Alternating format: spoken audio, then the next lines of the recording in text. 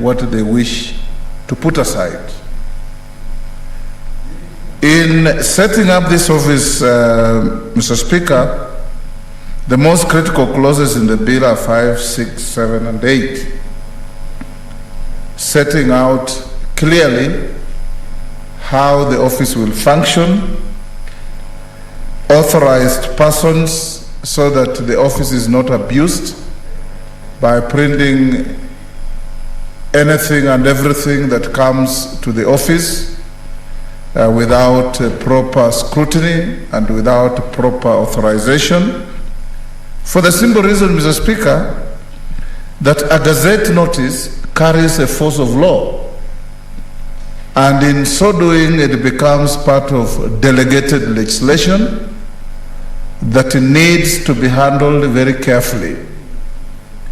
Certain gazette notices within the context of delegated legislation, even at the county level, should find their way before gazettement to the assemblies so that they can be able to be working in tandem with the designs and nature of legislation in the county.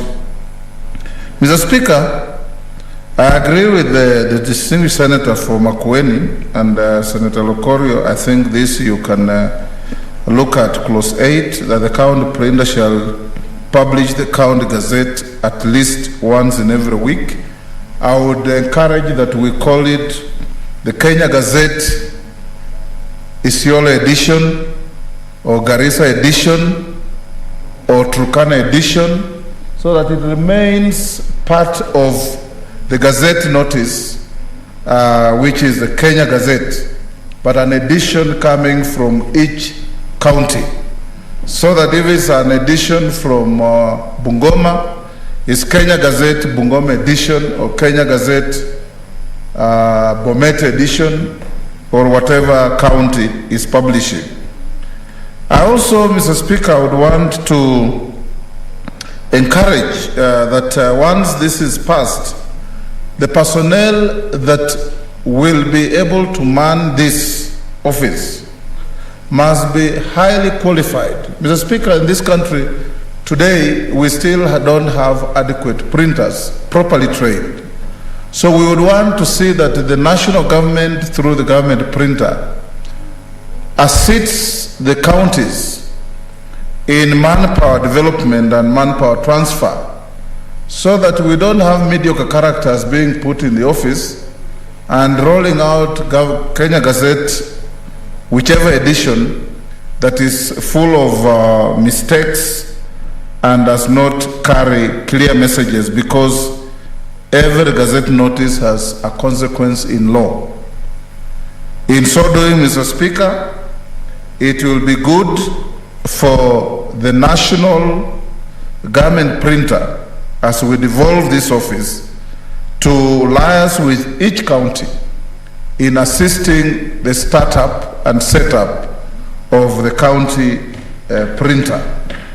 We should also encourage, Mr. Speaker, that as my colleague from Makueni said, each office of the government printer in whatever edition in the county has a legal mind to assist them to make sure that whatever is being printed carries correct legal consequences, so that we don't have just prints rolling out from persons who have good intentions but poorly trained in law or not trained at all, and printing things that can cause problems in their interpretation and in their consequences.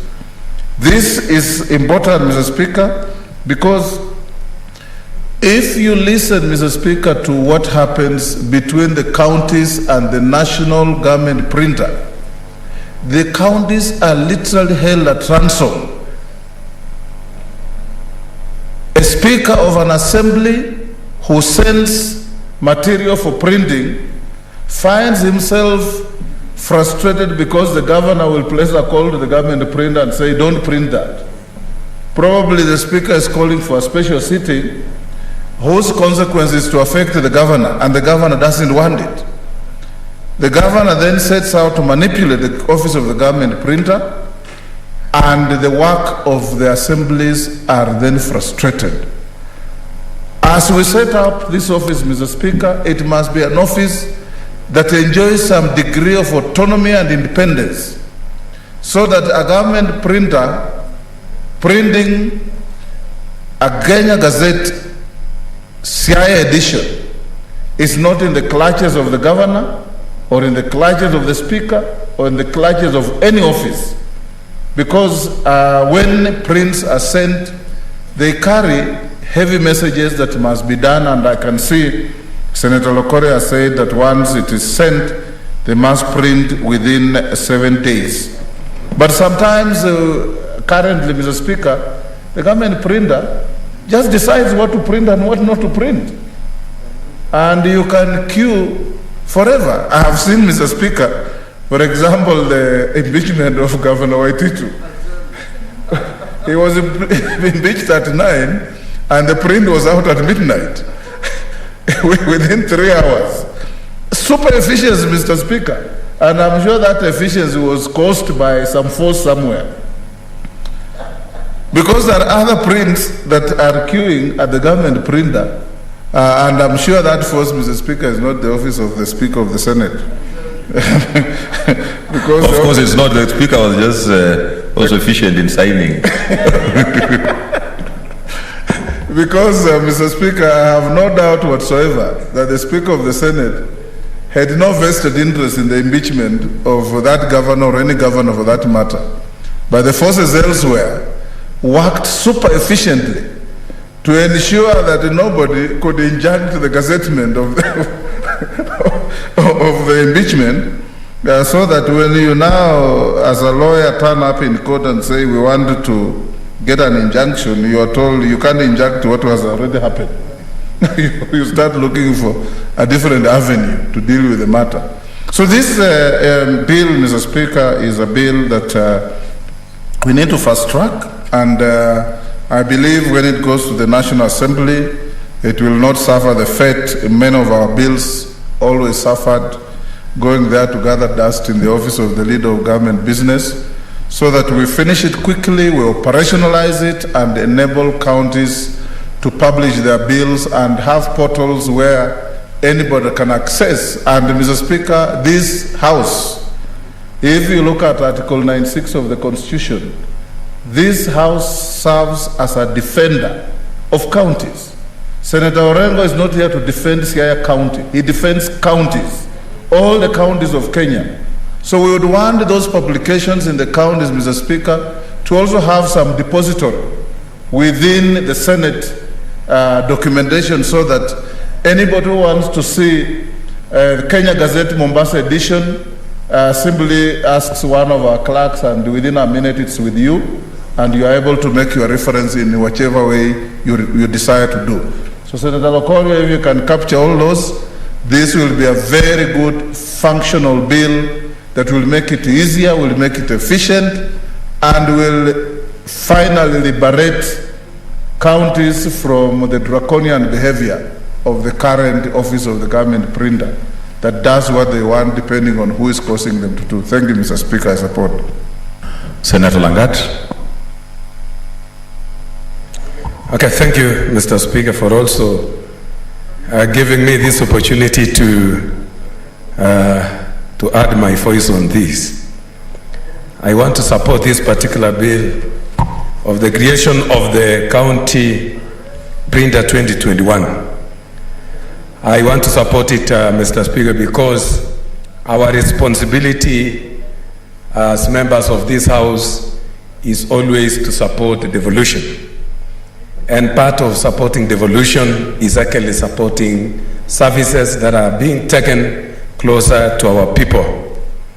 This is a very important bill, Mr. Speaker. I've seen right from the onset, the definition of the terms that will really help any person coming across it to understand the contextual meaning of some words that could easily be confused if such particular contextual definition was not effectively provided. So we can really understand some terms that will make an eye-opener to anyone who wants to understand clearly this particular bill. I've gone through it, Mr. Speaker, especially right from the objects of the bill, that it is intended to provide effective services to the 47 counties. I want to support what Senator Wetangula was saying, that it could be, it could further be redefined as maybe cassette for a particular county, like maybe Bomet chapter, the county of Busia chapter, because that also will provide a linkage with the government printer. I just want also to say that in part 2, I've seen the functions of the office of the county printer clearly stated. I'm also very happy that the qualification for the office holder has also been specified well. And this will really help when sourcing a particular person who will competently run such a very important office. So this is a very important bill that will help our counties. And I want to also say that regulations should be effectively put in place so clearly so that this particular very important office may not be abused, just as Senator Wetangula said, what's happening with the government printers.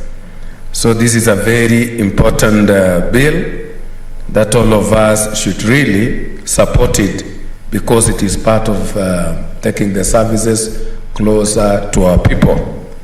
Mr. Speaker, I just also wanted to say that particular elements have been clearly put, especially when it comes to the number of times publication can take place in this particular government printer, for example, once every week. This will help to speed up the process, because at times, as we know very well, that whenever some very important information wanted to be printed with the government printer, sometimes it takes a lot of time, and some which have got some intentions from some particular quarters normally take shorter time.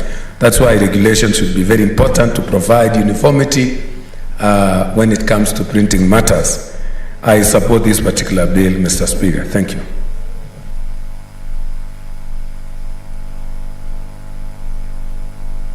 Senator Maruma.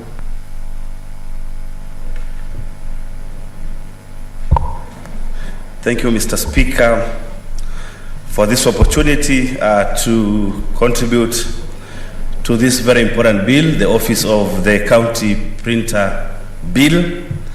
Mr. Speaker, this is a very important bill because of the delays that occur at the government printer.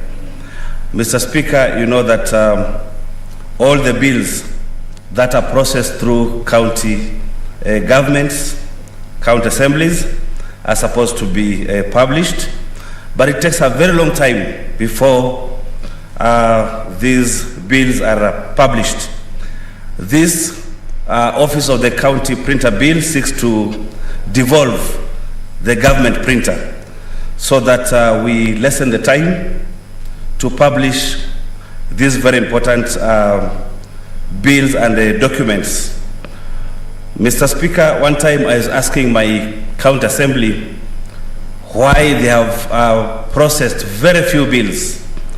In fact, Mr. Speaker, for the first 5 years, they were able to publish only 3 bills, apart from, of course, the budgets and the appropriation bills. The answer they gave me is that they are unable to process the bills because they are not published at the government printer. Now, this is a panacea to this problem, Mr. Speaker, because then that queue or that queuing at the government printer will be lessened, Mr. Speaker. Mr. Speaker, governments are run through policies and laws. Now, if it takes a lot of time before the publishing of the bills is done, then it means that whatever activities, whatever regulations are supposed to be done, or whatever controls are supposed to be undertaken by governments through legislation will delay. I'm looking at a situation, Mr. Speaker, where governments are supposed to generate revenue through particular bills, and the bills are not processed because they are not published at the government printer. Obviously, the rate of development will be lessened. I have, for instance, an example where a bill was supposed to be processed in Kitui, which had to do with value addition for textiles. It took a very long time, and we were questioning it at the Public Accounts Committee why it had taken a very long time to publish or to process that bill. And the answer we were given by the executive is that there are delays at the government printer. So definitely, if we have a devolution of the government printer or decentralization of the government printer, then this is a solution to some of these problems. Mr. Speaker, I was following up a bill in my county called the County Alcoholic Drinks and Beverages Bill. Mr. Speaker, this bill was supposed to control the way alcohol is taken, the time it is taken in my county. Again, that bill took about 3 years to be published. That bill was supposed to regulate the time for drinking in my county, but also to generate revenue from that bill. Mr. Speaker, it took a very long time, and that was a very important bill because in my county, drinking of alcohol is quite a problem. It does not only lessen the time for generating income in terms of people getting to work, but also the boys are overdoing it. They don't have time to get children. They don't have time to work on getting families. They don't have time to work to feed their families. So, Mr. Speaker, that was a very important bill, and I know finally it passed, but then there are very many other important bills that are being delayed as a result of this government printer being at the national level. Mr. Speaker, I also have another example of a fund that was supposed to be created through a bill of our county government called Datu Sawazisha Fund. It took a very long time. Why? Because of the queuing at the government printer. This fund was supposed to provide funds or money for youths, women, and people living with disabilities to get funds for doing business. It delayed for about 2 years, and obviously then our young men, our women, and our youths could not access funds to do business with the county government. So, Mr. Speaker, I support the bill fully. I have gone through the bill. I was involved at the processing of the bill by Senator Lokorio, and we went to Naivasha. We looked at the bill at length, and so I'm happy and pray that it goes through this Senate. I know when it goes through the National Assembly, they'll also expeditiously process the bill so that it can be used by counties. I thank you, Mr. Speaker. Senator Professor Kindiki.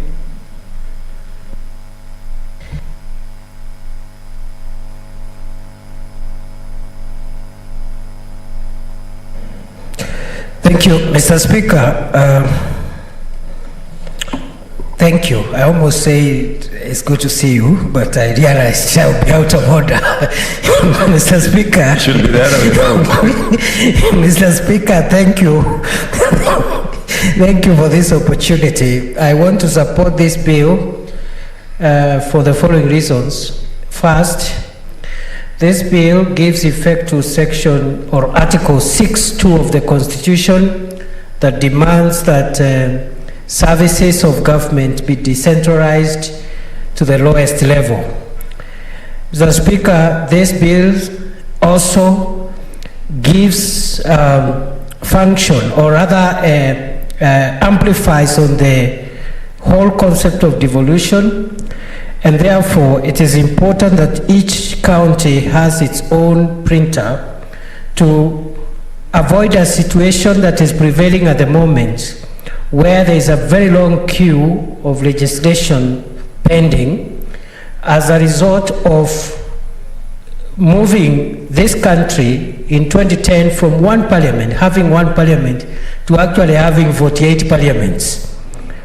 In fact, 49, because you have 2 houses at the national level, and you have mini parliaments in each of the 47 counties. So you can imagine the level of printing that is required for legislation alone, not to mention even delegated legislation, notices, etc. Thirdly, Mr. Speaker, the Constitution has demanded a lot of policy and administrative actions to be gazetted and to be done in a regular and formal way. And therefore, printing services by county governments is likely, or rather is a major function that requires the office of a government printer in each and every county, Mr. Speaker. Mr. Speaker, this Senate recently passed the county attorney's bill, which is now an act of parliament, I believe. It is therefore hoped that every county attorney in the 47 counties will be able to align the legislation that is being churned in each and every county assembly with the national legislation. I say so, Mr. Speaker, because if you look at Article 190, 191 thereabouts of the Constitution, county or legislation in counties is supposed to be aligned to the legislation at the national level. So I hope, as much as it is a good thing to devolve printing services, government printing services, and have them located at each and every county, this will not generate conflicts between the laws which are being published at the county level and the laws that we pass at the national parliament level. So, Mr. Speaker, it will be the work of each and every county attorney to ensure that county level legislation which is printed, whether statutes or delegated legislation, is aligned to the legislation and delegated legislation that is published at the national level, so that the purposes for which Article 190 of the Constitution speaks to can be achieved. Without much ado, Mr. Speaker, I support this bill. It is a good bill. It will help achieve the objects and purposes of devolution. Thank you. Senator Musurube.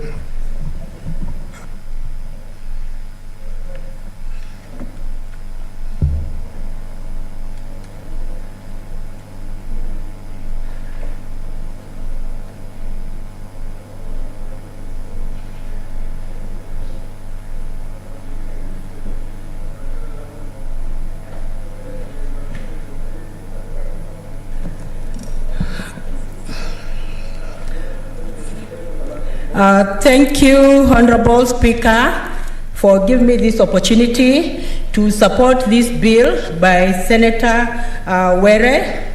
And Honorable Speaker, I want to state that this bill is actually late. It ought to have come when the county governments were, when the country was devolved and the 47 counties were actually established. This is because, Honorable Speaker, when we look at the Constitution and we look at the fourth schedule of our Constitution, it comes out very clearly, Honorable Speaker, that county governments have functions. When you look at the Constitution, Part 2 of the fourth schedule, the county government has close to around 14 specific functions. For instance, issues of agriculture, issues of farmers, issues of fishery, issues of county health services and all that, Honorable Speaker, and even promotion of healthcare services. These are county, functions. When you're talking about cultural activities, when you're talking about libraries, when you're talking about sports, when you're talking about transport, when you're talking about border issues, all these issues are issues that are devolved, Honorable Speaker. And the Constitution clearly mandates county governments to ensure that it plays these functions, Honorable Speaker. When you look at the Constitution, Honorable Speaker, and we look at Article 185, it connotes that county assemblies can actually come up with laws that will help county governments manage these functions, Honorable Speaker. And it is unfortunate, Honorable Speaker, that county governments are also not really allowed to come up with laws, to gazette the laws that can help in governance, Honorable Speaker. So I want to say, Honorable Speaker, county governments are like a toothless bulldog, Honorable Speaker. And this bill of Senator Were, when it becomes law, it is going to empower county governments in a way that they're going to legislate. They're going to come up with laws that are going to help in them performing their functions constitutionally, Honorable Speaker. Honorable Speaker, we are devolved. We have 47 counties. But these counties cannot function without laws, Honorable Speaker. There are laws that help in, ensuring that things are done properly in counties, that whatever is said, even at the county assembly, is legislated, and it also becomes law, Honorable Speaker. There is need for this law, there is need for this bill to see the end of the tunnel, Honorable Speaker, so that county governments eventually can have the authority to come up with laws that will help it establish its, laws that will help them establish themselves and also help them also perform their duties, Honorable Speaker. Honorable Speaker, when we are talking of, a gazette notice can give authority to whatever is discussed. A gazette notice can even ensure that whatever is being said about counties is authentic and can even be used in legal proceedings and can even be used in the future, Honorable Speaker. It can be quoted that yes, this county assembly came up with a law that is going to help farmers, and because of this law, we are going to ensure that the law is followed to the letter, Honorable Speaker. And why am I saying that it is important for them to come up with their own, their own publications? It is because, Honorable Speaker, to serve that mwananchi effectively, we must have laws in place. And when something becomes a law, then everyone is mandated to follow the law, Honorable Speaker. We have had farmers suffering the way they are actually not getting service deliveries. We have had even in the transport industry, borders complaining and all that, Honorable Speaker. And I want to say, Honorable Speaker, it is a mandate as a Senate to ensure that this bill becomes law, so that eventually when it becomes law, county assemblies can come up with bills. County assemblies can even gazette the bills, and when they gazette the bills, Honorable Speaker, they can be followed to the letter.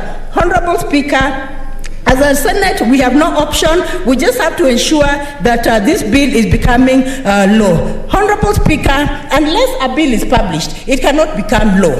And so it means that whatever the county governments are doing cannot be effective. If they can come up with, draft laws, but eventually they go to the national printers. And by the way, Honorable Speaker, even going to the national printers is a harrowing experience, Honorable Speaker, because the national printers, is a skeletal work, considering that they have to serve all the 47 counties. Now, if they're going to serve all the 47 counties, they may not be able to manage the bulk of work that comes before them, Honorable Speaker. So there's need to devolve county printing services, Honorable Speaker. There's need to ensure that all counties are able to do their own works, Honorable Speaker. And when I'm talking about that, Honorable Speaker, all counties have their own preferences. All counties have their own priorities. You'll find that in some counties, they'll be keen about fisheries. In some counties, they'll be keen about sugarcane. In some counties, they'll be keen about coffee, Honorable Speaker. So I want to say, Honorable Speaker, when laws regarding what people really, value in counties are passed, and these laws are, after assent, they are published in the Gazette, then they become law, they become authentic, they become valid, and it becomes also an encouragement to county executives, Honorable Speaker, because it also becomes, valuable to county assemblies, Honorable Speaker. Because if they can be in the county assemblies legislating, and eventually whatever they're legislating does not become law, or it takes a whole long period to become law, it becomes very discouraging, Honorable Speaker. I want to say, Honorable Speaker, that this bill by Senator Were, it looks small, but it's heavily loaded because it is touching on each and every aspect we do at the Senate, Honorable Speaker. As a Senate, we represent the counties and the interests of the counties. So whatever we do has to do with counties. So it is just in the interest of the Senate that everything we do is also supporting the counties. So which means that communication has to be in the counties, so that whatever is happening in the counties, it is communicated, it is gazetted, and when it is gazetted, it becomes law. Then that way the counties will actually have the strength to do what they are doing, Honorable Speaker. Honorable Speaker, we must also know, Honorable Speaker, that when people are overworked in the amount of work they're doing, they may not be effective, Honorable Speaker. Like the national printer, they're actually overworked the amount of work they're doing. And yet, this work can still be devolved so that every county government has an office that deals with, with bills, with legislation and all that. And then an officer is also put in charge of the bills that go to be printed. And also that officer has a secretariat. So, Honorable Speaker, I support that this bill needs to become law so that eventually we are able to serve that common man, and not only serve that common man, but serve the common man effectively, Honorable Speaker, because that is our mandate as a Senate. Remember, Honorable Speaker, we are here because of the Senate, because of Mwananchi. We are here because of the county governments, and to ensure that that Mwananchi in every county government is represented and is satisfied, and the service delivery in the counties, Honorable Speaker. Honorable Speaker, in the 47 counties, you'll find that there's some issues that come up every day. Like, for example, issues of land dispute. You'll find that issues of land dispute sometimes can even make people very uncomfortable. But if there are laws, per county that counties can come up with, specific counties can come up with, and say that in the event of a land dispute, this is what is going to happen. In the event of any dispute in the county, this is what is going to happen. It is gazetted and it becomes law. Then people are going to live harmoniously, and we are going to ensure that the law will ensure that everyone is satisfied, Honorable Speaker. Honorable Speaker, I want to suggest that as my fellow senators support this bill, and I know everyone is in support of this, I hope that when the bill goes to the National Assembly, it will see the light at the end of the day, and eventually it will become law. So I want to support this bill because it is going to ensure that county governments are able to come up with an authentic document that will be permanent, that will be official, that will help with governance, that will help county executives and county governments execute their mandates constitutionally, as mentioned in our constitution, and the fourth schedule, part 2, the 14 functions of the county government. Thank you, Honorable Speaker. I support this bill. Senator Argura.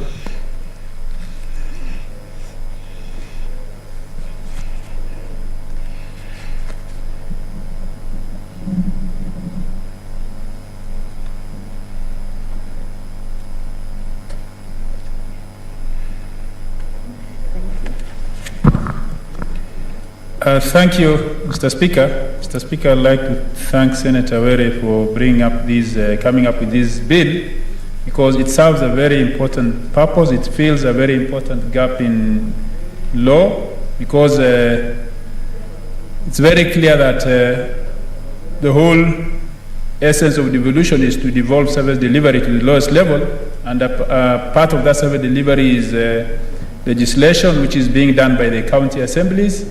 And as the Constitution has clearly stated, for the county assemblies to legislate, as stated in Article 199, it does not take effect until it's published in the Gazette, and it talks of the County Gazette and also the Kenya Gazette. We have the Kenya Gazette, but the County Gazette, which is being referred to in the Constitution, which Constitution was actually promulgated in 2010, still is not in effect, and the Kenya Gazette, as it has been discussed or indicated by the earlier contributors, is being overworked, and also it affects actually the service delivery at the county level, because they have to queue to get their laws published, and gazetted. And in this case, this serves a very important purpose. First of all, in fulfilling that loophole or that vacuum which is there because an institution is being referred to in law and it's not in existence. So it's hindering performance of the functions of the counties. And also, it's very clear that because of the importance of a gazette notice, which is having the force of law, people at the county level who seek service from the government at that level still have to come to the government printers in Nairobi to gazette whatever they want to have gazetted. So this is a very important bill, and it fills a very important purpose. So it's very important to have it, and I hope once it's passed, then the counties can operate smoothly without having to come to Nairobi to queue for the publication services. Mr. Speaker, the only thing which I'd like to have the sponsor of the bill look at is the issue of having that office under the CEC, because it has been referred to in terms of maybe manipulation by the governor. It needs to be, because a governor sometimes may be an interested party, it needs to be having some independence at that level. How it will be crafted so that, as you can see, the recruitment is being done by a county public service board, which is an independent body at that level. If that also could have some independence, so that there is that feeling. Sometimes, even when the members of the public need to have something gazetted, it might have some negative impact on the governor or the government itself. So if they are controlling it, then it may not be easy. As it has been referred to in the case of, if it's something to do with maybe an impeachment of a governor where the speaker is calling a special sitting, the governor may have some way. Even at this level now, at the national level of the government printers, then if the governor, he or she controls the county gazette, then that person will have more effect on that performance of its function. So there's need to look at how it can be independent still at that level, the county level. Mr. Speaker, this is a very important institution at that level, and we need to support it, and I hope that the bill will quickly go through the two houses so that the counties will have that autonomy and they will be able to plan their legislations. But as it has been said, there's need to link the county gazettes with the national gazettes, and also so that, as it has been said, maybe it will be an edition at that county level. Maybe the Kenya Gazette, Marsabit edition, Isiolo edition, that way, and it should be available to all Kenyans, because I believe a law enacted in any part of the country will affect all Kenyans, because they'll need to maybe get service even in that part of the country. So they need to know that a law has been passed in Marsabit.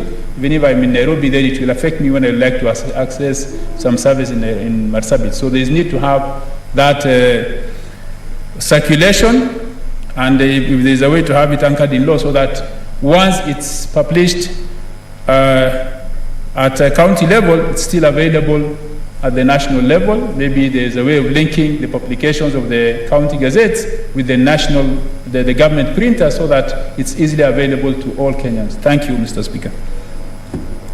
Senator James Orengo, Leader of Minority.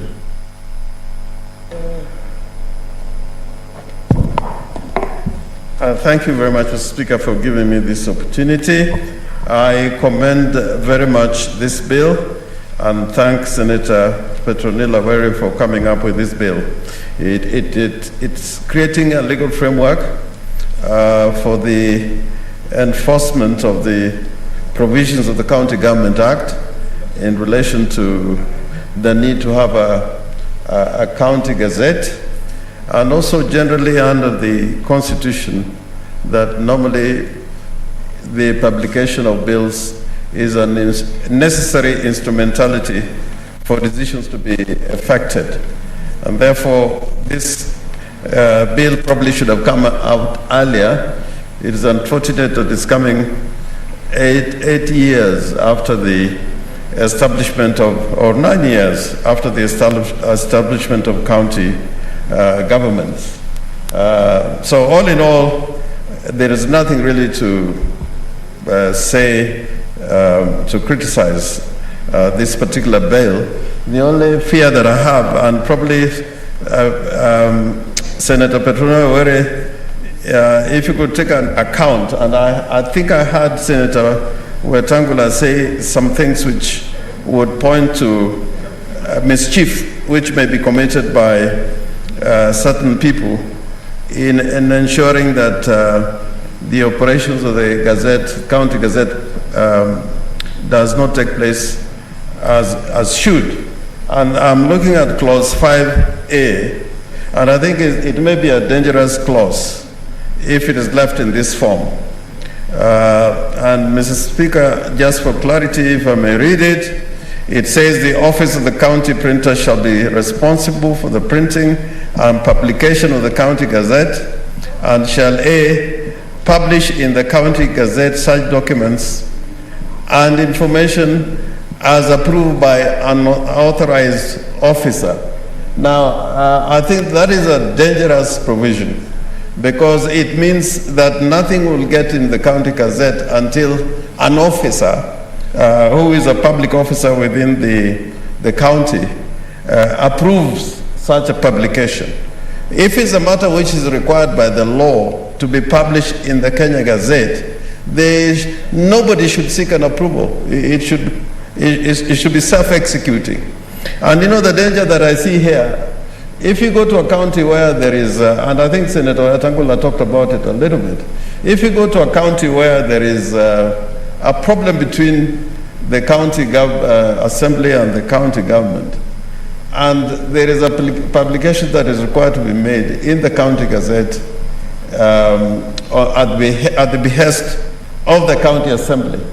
If such a publication has to await an approval of an officer sitting within the executive, I'm sure that such an officer will frustrate such publication from taking place.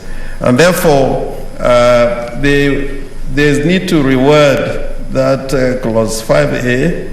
If is anything that is required to be done by law, no approval then should be required from an officer.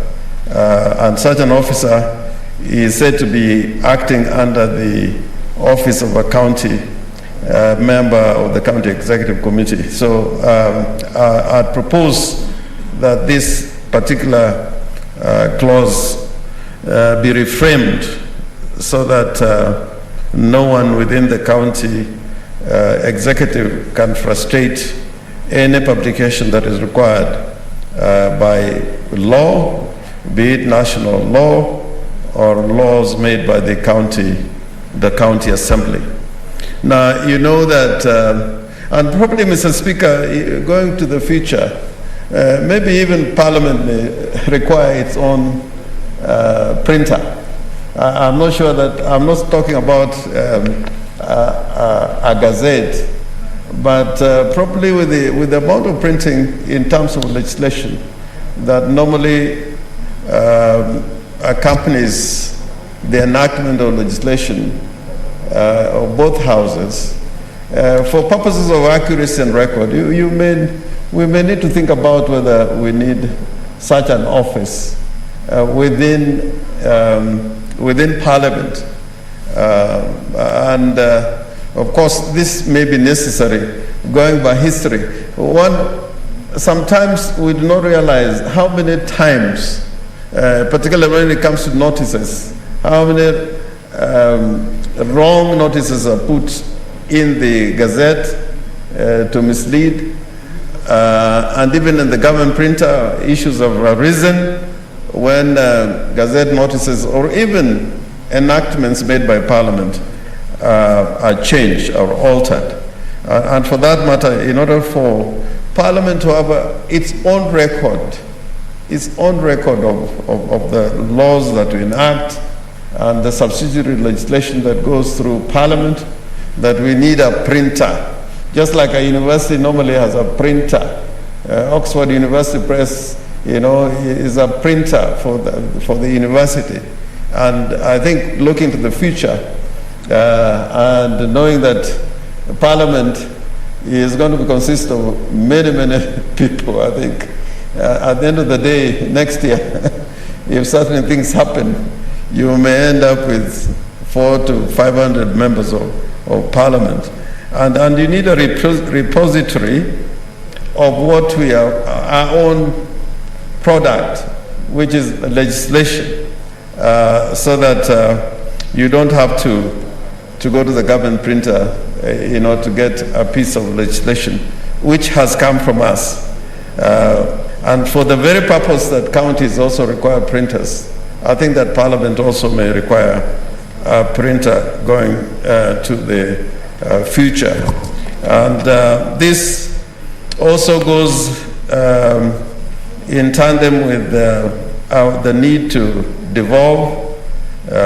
So the printing, the government printer, that office is being devolved by effect of the County Government Act and operationalized through this bill.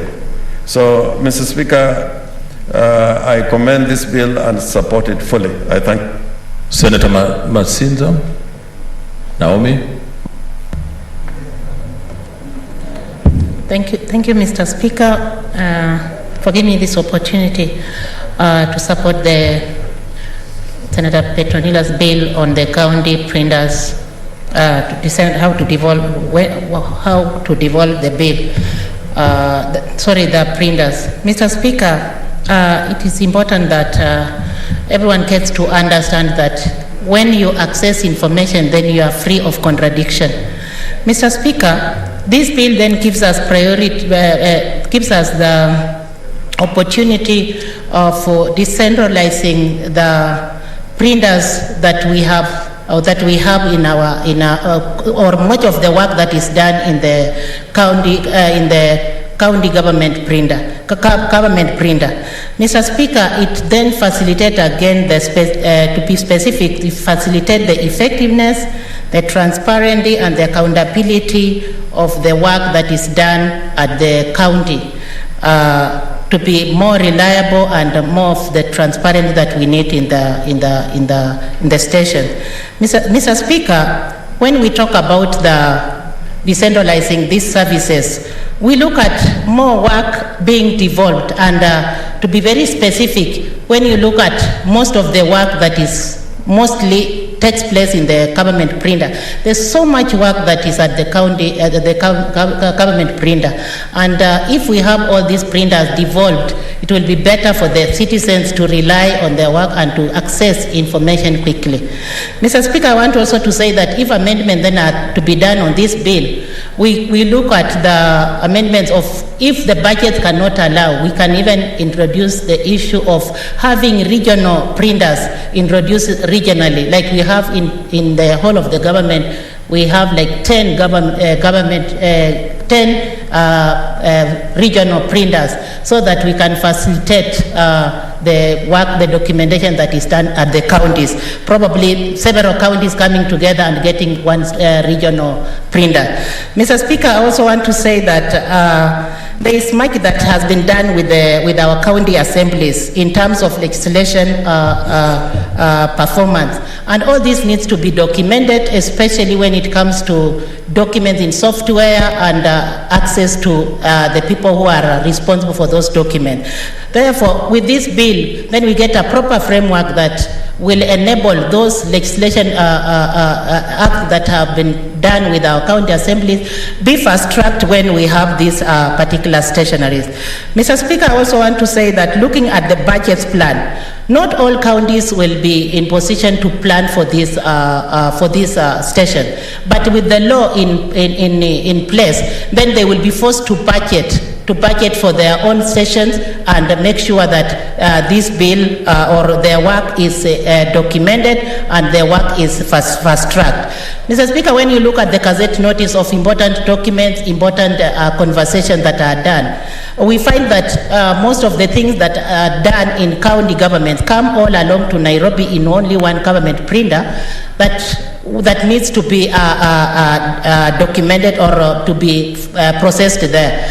Therefore, this printer, just like when any other person has his or her own printer in her office or in his office, then the counties will be facilitated in that term, and therefore, the good thing is that work will be processed, effectiveness of this work will be done, and the responsiveness of the service provision compared to what we have here will be fast-tracked and will be facilitated. Mr. Speaker, I want to say that I support this bill, and I encourage my sister Petronilla that when this bill has been passed or will be passed, we shall have more of the work being processed at the county level, and more counties will be responsible of their own documentation. Thank you, Mr. Speaker, and I support. Senator Stewart Mazayo.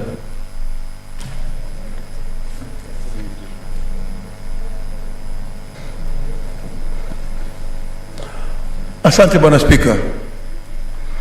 Bwana Spika, kwanza nataka kumtolea shukrani sana dada yetu Were kwa kuweza kuja na bill kama hii ya mchapishaji wa taarifa hususan yanayojiri ndani ya county, serikali za county. Ni mchapishaji wa magazeti ambayo yanahusikana na serikali za county. Bwana Spika, ni jambo ambalo limekuja kwa saa kamilifu ya kwamba wakati huu tunahitaji kuona kwamba sheria zetu za county zimewezwa kukimu ili ziweze kusaidia watu walio nyumbani. Bwana Spika, kwa mara nyingi sana tunaona ya kwamba kumekuwa na ucheleweshaji wa kuchapisha taarifa ndani ya serikali za ugatuzi. Hususan imekuwa ni lazima waje Nairobi, ni lazima wapate kibali kutoka kwa mchapishaji wa serikali ya kitaifa, alafu ndio taarifa zao ziweze kuchapishwa katika gazeti la serikali. Hivi sasa tunasema ya kwamba pia county ziwe na uwezo umuhimu wa kuweza ya kwamba kuona ya kwamba ikiwa ndani ya serikali zao ikiwa ndani kuna husikana na mambo ambayo yanahitaji kuchapishwa, itakuwa na urahisi zaidi. Bwana Spika, tunaona hii ni sawa kabisa na hakuna ukiukaji ama uvunjaji wa sheria. Tunaona ya kwamba mkondo kama huu unaweza kusaidia sana katika zile kaunti. Ndio sababu hapo awali ama hapo kitambo kidogo tuliweza pia tukapitisha kwamba kuwe na mkuu wa sheria ambaye ni county attorney, mkuu wa sheria katika serikali zetu za ugatuzi. Kwa hivyo sasa, kama vile tunaongea hivi sasa, wako wale wakuu wa sheria katika county zetu zote 47 katika Kenya. Hivi basi, ikiwa uchapishaji pia utapata mwenye kuongoza, kuwe na yule anayeongoza katika uchapishaji wa taarifa ambazo zitakuwa zinalemea hususan county ama majimbo yale ambayo yako katika Kenya hivi sasa katika serikali ya Kenya 47, itakuwa ni sawa kabisa. Bwana Spika, tumeona ya kwamba imekuwa bora pia ya kwamba katika uchapishaji wa bili hii kuna watu wengi wana njia nyingi za kufanya ukora ama ufisadi. Wanaweza kuleta mambo ambayo yanaweza kuchapishwa na hatimaye hayo mambo yakawa ni ya uongo ama hayawezi kufanyikana, lakini tunaona ya kwamba yanaweza kupatikana katika lile gazeti. Bwana Spika, adhabu imepeanwa ya kwamba ikiwa mtu atakiuka sheria hii ama kutakuwa na uchapishaji bila ruksa ya yule ambaye anapeana ruksa ya kuchapishwa, basi huyo huenda akalipa zaidi ya $100,000 ama akawa na kifungo. Bwana Spika, ninaona kwamba hii itakuwa ni onyo kali sana kwa wale ambao pengine bili hii ikipita itaweza kusimamisha wale ambao wako na nia kama hizo. Bwana Spika, kwa kumalizia, tunaona pia vile vile huyu mchapishaji katika hili gazeti ambalo litakuwa la kuchapisha taarifa muhimu za serikali zetu za county ni kwamba ni lazima awe pia ameweza kusoma, hususan tunasema ile takriban ile degree yake atakayokuwa yuko nayo ni lazima iwe degree ambayo inahusiana na mambo ya uchapishaji wa magazeti ya serikali. Hili ni jambo muhimu kwa sababu tutakuja kuona ya kwamba si kila mtu anaweza kuwa printer. Pia katika ule printer sio kila mtu anaweza kuwa mchapishaji, lakini kila uchapishaji unakuwa na taaluma yake. Kwa hiyo tunasema ya kwamba hii ni vizuri kwamba katika kila kaunti hivi sasa watakuwa wanategemewa ambalo lina mtu ambaye ameweza kusoma na atakuwa na juhudi ama atakuwa na uwezo wa kuweza kuona ya kwamba taarifa yoyote ambayo itakuwa imechapishwa ikiwa yeye kama ndio mkuu wa huo uchapishaji amepitisha. Bwana Spika, la mwisho kabisa, uzuri wa hii bili ni kwamba sasa inaleta mwelekeo ndani ya kaunti. Hakuna chochote kinaweza kufanywa ndani ya kaunti bila kuona ya kwamba kimechapishwa na wananchi wakapewa taarifa hiyo, na kila mtu ndani ya ile kaunti akajua ni kitu gani kinachojiri, ama ni kitu gani kitakachokuja, ama ni kitu gani ambacho kimechapishwa ambacho kinafaa maono ama kuongea na wale wananchi ili wajue ni njia gani wataifata wakati wa siku za usoni. Asante Bwana Spika, na pia vile nataka kuunga mkono bili hii. Asante. Senator Mudhama Agnes Kavindu.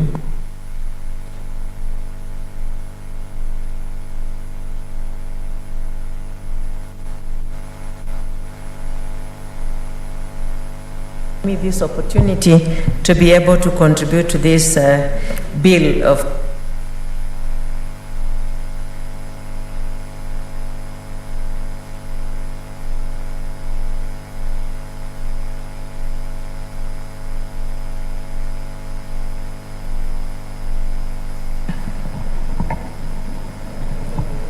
Okay, I want to congratulate Senator Were for this bill and say, Mr. Speaker, that devolution was meant to bring service to the local people at the counties.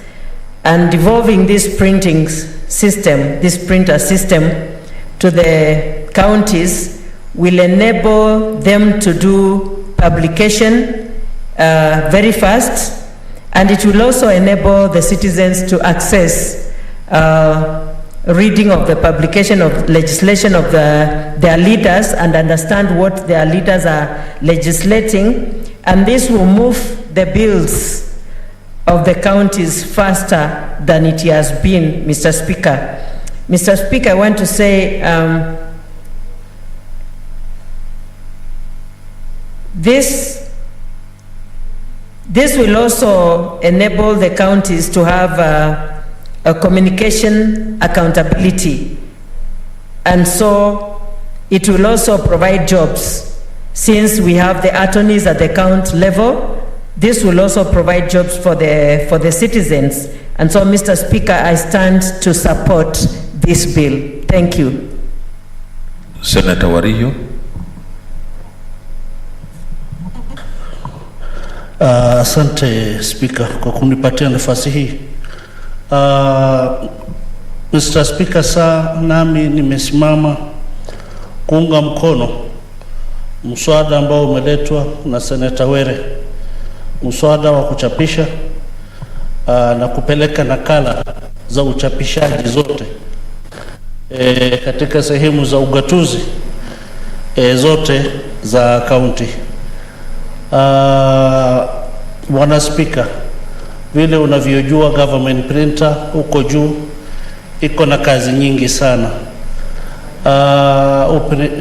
Uchapishaji umerundika sana na umekuwa mwingi, na kwa hakika wakati huu ambao mswada huu dada Were aliweza kufikiria na kuileta, kwanza ni kupunguza ile kazi mingi ambayo huko juu kwa government printers ambazo zimerundika zitakuwa zitapata uchapishaji katika sehemu tofauti ya ugatuzi.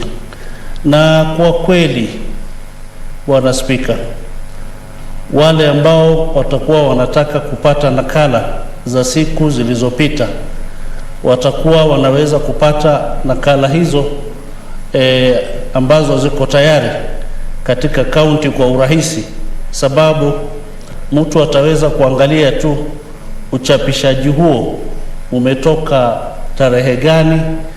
Kwa hivyo unaweza enda ukafuatilia ukapata rekodi ya huo uchapishaji na kurahisisha kazi.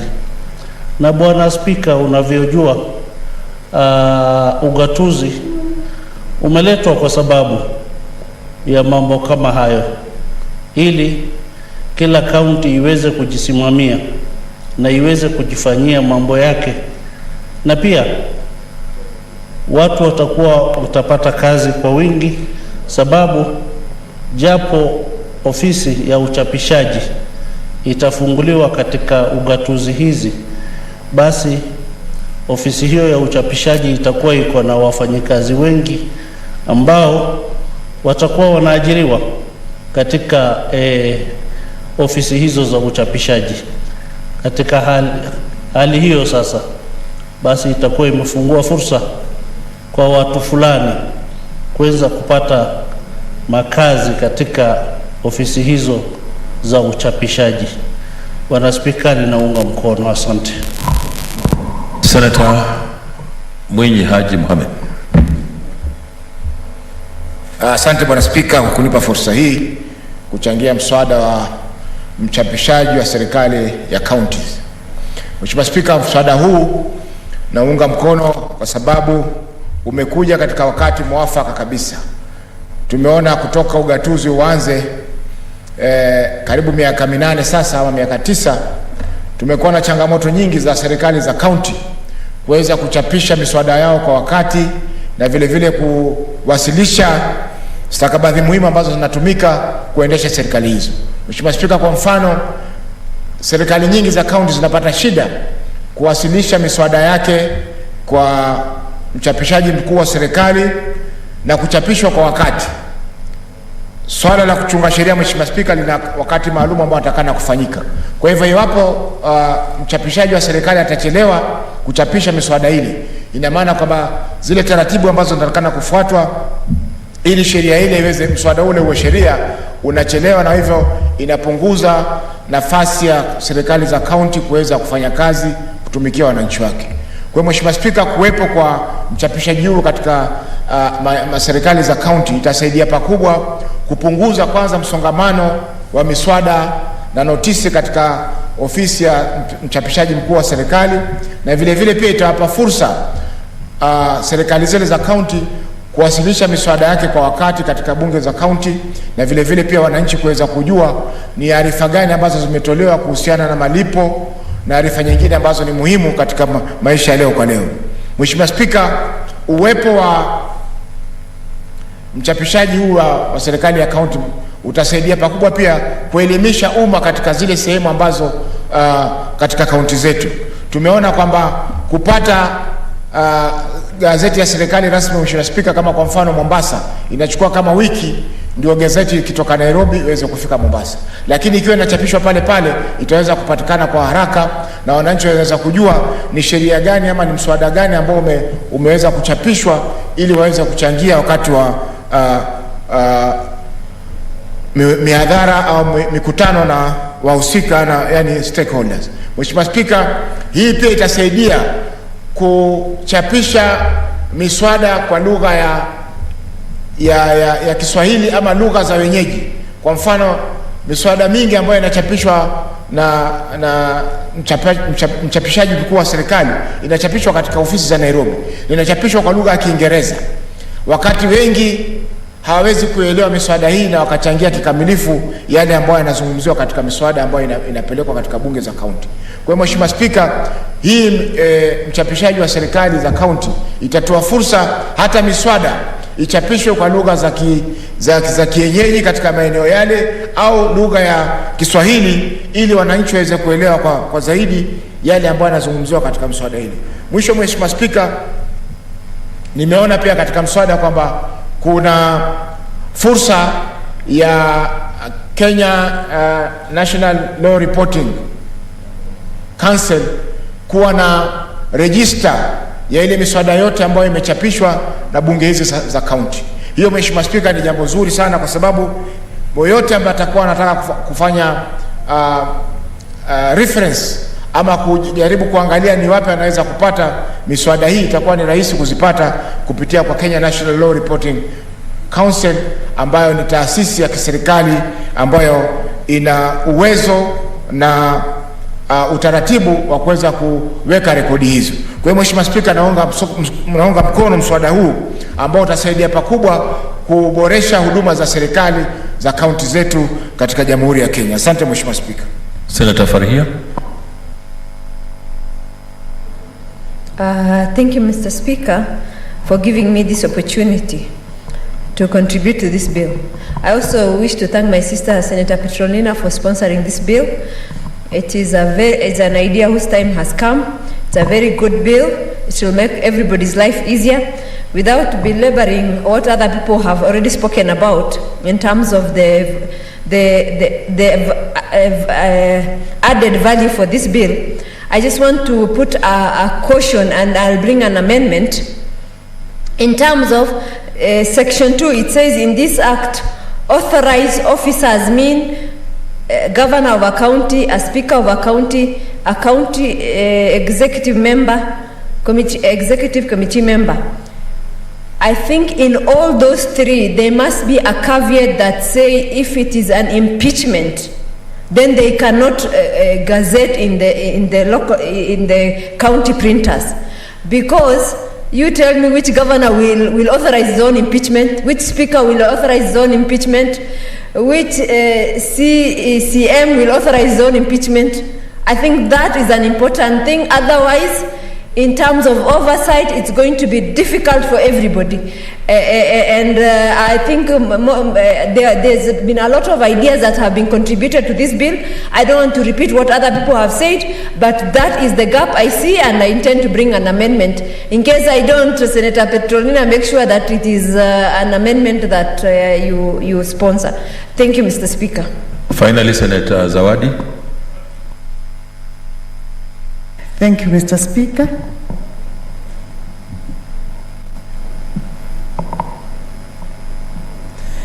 Asante Mheshimiwa Spika kwa kunipa nafasi hii ili nami nikaweze kuchangia kuhusu mswada huu. Yangu yatakuwa machache kwa sababu mengi yamezungumzwa, lakini wazungu wanaita, Mheshimiwa Spika, nataka kuongezea kuhusu county assemblies. Kuna miswada ambayo iko kule county assembly ambayo haijaona mwanga wa jua, yaani bado haijawama, zile bills hazijawahi ratibishwa ama hazijawahi andikwa, hazijawahi chapishwa kwa sababu ya msongamano wa miswada mingi ambayo iko kule. Lakini kwa ufupi tu nilikuwa nazungumzia kuhusu barter trade. Kuna mswada ama kuna bili moja ambao kule Kilifi ipo, ama ni vile tu haijatokezwa, manake haijachapishwa, na kuchapishwa kwake itakuwa na shida, kwa sababu tunaamini, kwa mfano mti wa mogoka kule Kilifi unapendwa sana, na sisi tulikuwa tunataka tuwe na mswada wetu kule ambao utachapishwa na utasema kwamba watakaoleta mogoka nao wabandikwe magunia ya nazi, basi wapeleke kule wanakotoka pia, ili sisi pia watu wa Kilifi tuwe tunafaidi kutokana na bidhaa nyingine zinazotoka sehemu zingine, kaunti zingine. Hilo ni la kwanza. Na pili, kuna wale ambao wanaoana kwa sijui ni kotini, sijui ni kwa DC, na wakati wameenda kule huwa kuna muda fulani unapeanwa pale kwamba baada ya muda huu basi mnaruhusiwa kuoana, na mara nyingi ule muda huo umeachwa ili inachapishwa kwanza, alafu baadaye ndo watu wanaruhusiwa kuoana, na utakuta huo uchapishaji unachukua muda mpaka wengine wanaamua kuoana vile vile, alafu wakati shaoana baadaye ndo inajulikana kwamba huyu mtu ameoa, lakini alikuwa na hili na lile, labda ilikuwa hajalitimiza ama alikuwa na familia nyingine kando, ambapo hilo lingeepukika kama ule uchapishaji ungetoka kwa kwa wakati unaofaa ili watu wakajipanga kifamily. Kwa hivyo nami pia vile vile kama wenzangu walivyochangia, naunga mkono kwamba kuna kazi zitaongezeka, manake kuna wasomi wengi ambao wamesoma, vipaji wanavyo lakini kazi hawana. Kwa hivyo naamini pia itaongeza uajiri wa kazi, na pia vile vile miswada yetu itakuwa inapita haraka haraka. County assemblies wataweza kuwa na bills ama watakuwa na miswada mingi ya kisheria ambayo itakuwa inasaidia wananchi wetu, na pia vile vile itakuwa tumepeleka huduma mashinani. Nafikiri ndio maana ya ugatuzi. Asante. Senator Kangata, next time make sure you get at least a card. It is easier. So you're the last one on this. Thank you, Mr. Speaker, sir. I apologize for that. Let me take this opportunity to endorse this bill. It's a timely bill, as correctly stated by other colleagues. It will ensure counties process many legislations at a shorter time frame. The reason being that current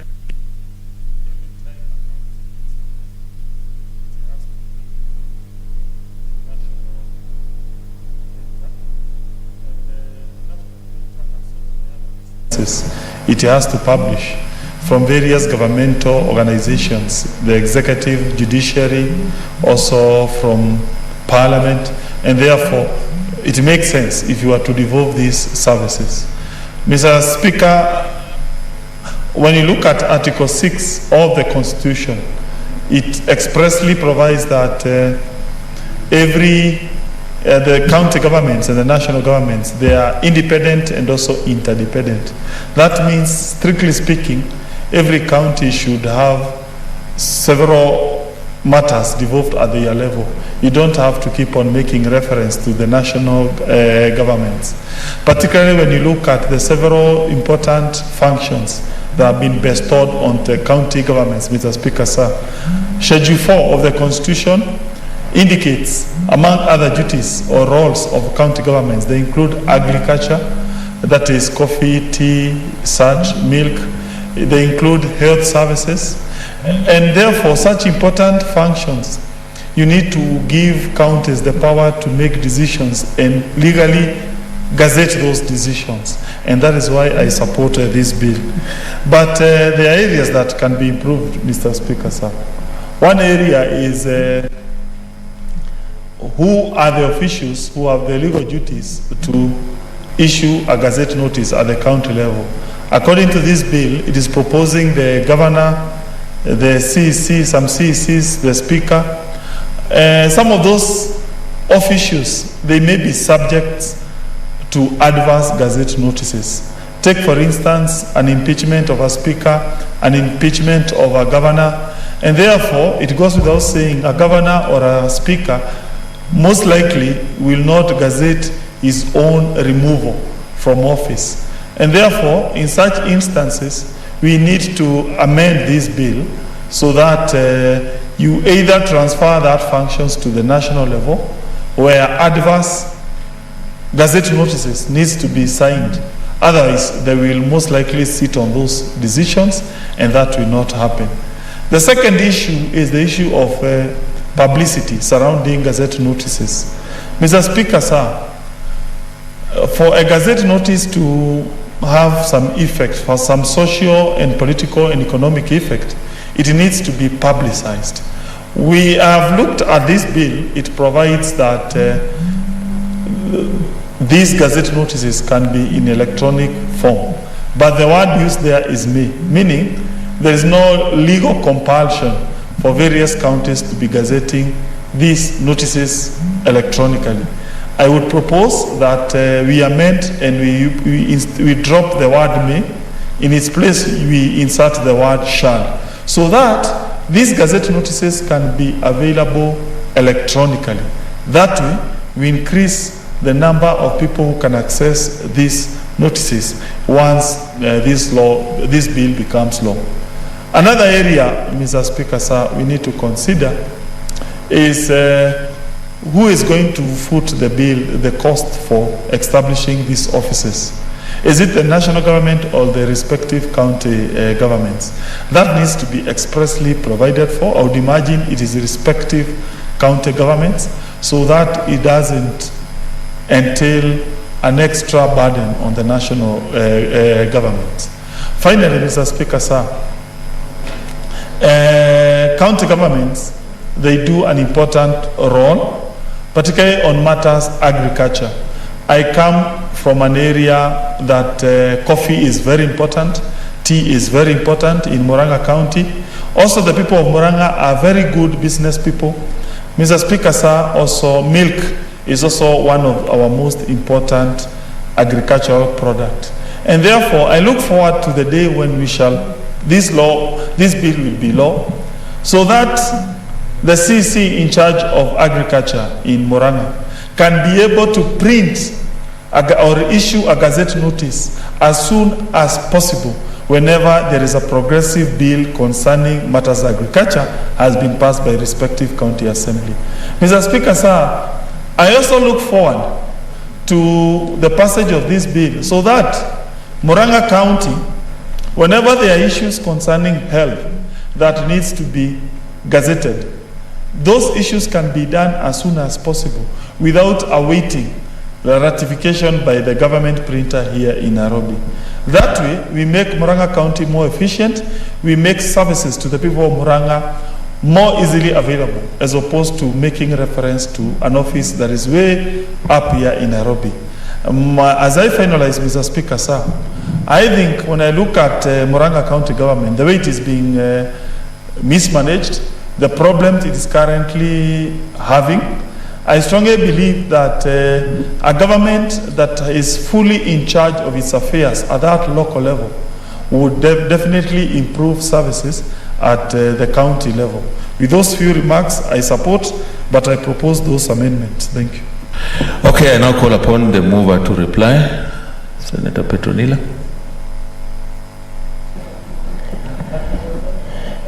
Thank you, Mr. Speaker. I beg to reply and thank the following senators for their worthy contributions to this bill. Senator Mutula Kilonzo Jr., who was magnanimous enough to second the bill, Senator Moses Wetangula, Senator Dr. Langat, Senator Mwaruma, Senator Professor Kindiki, Senator Dr. Musuruve, Senator Hargura, Senator Orengo, Senior Counsel, Senator Shionga, Senator Mazayo, Senator Kavindu Mudhama, Senator Wario, Senator Mwinyi Haji, Senator Farhia, CPA, Senator Zawadi Christine, and last but not least, Senator Kangata. Mr. Speaker, these senators have expressed themselves on this bill because they have experienced, as the people in charge of the counties, they have experienced the various frustrations that counties are going through. They have expressed themselves on the issue of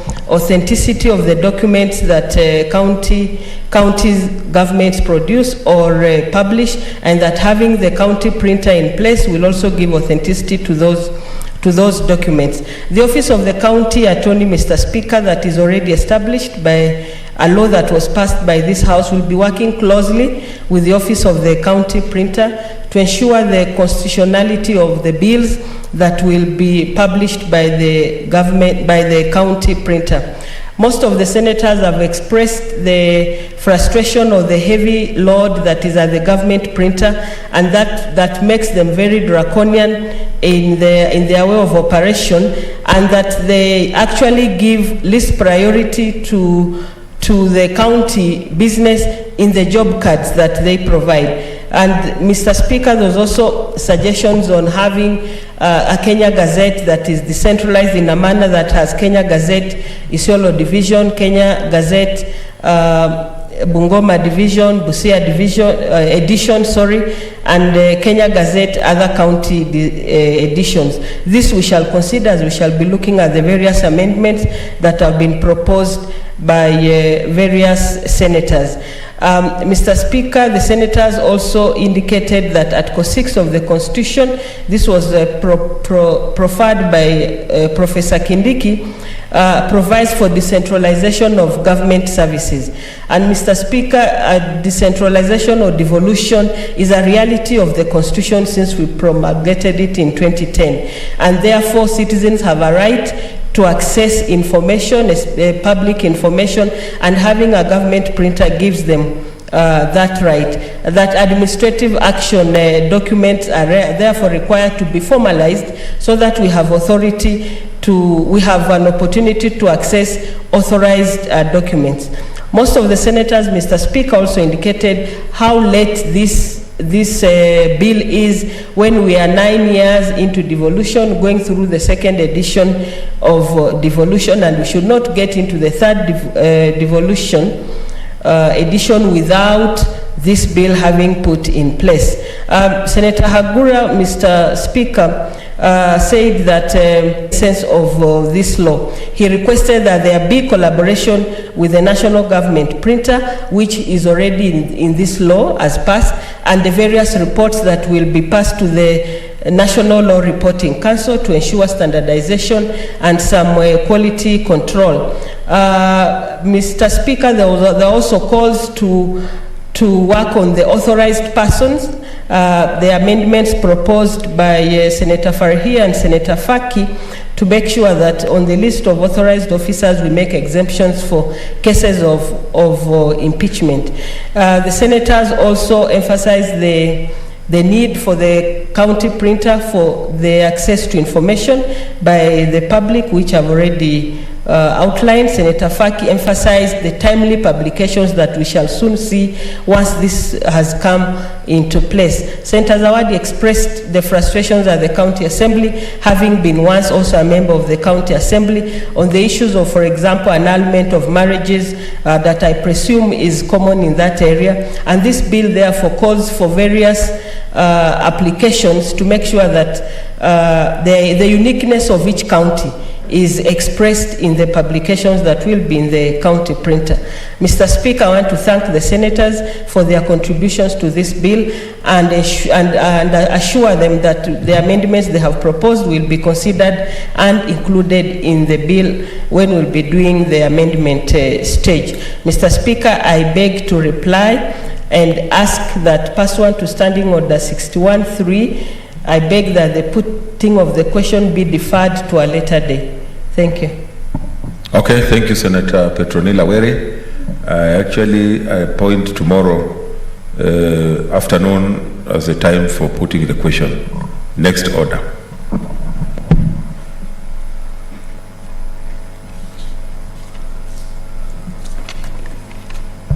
Order number 21, the Salaries and Remuneration Commission Amendment Bill, Senate Bills number 31 of 2020, second reading. Senator Kibiru.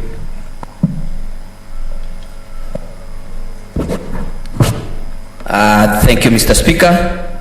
Mr. Speaker, I beg to move that the Salaries and Remuneration Commission Amendment Bill number 2020 be now read the second time.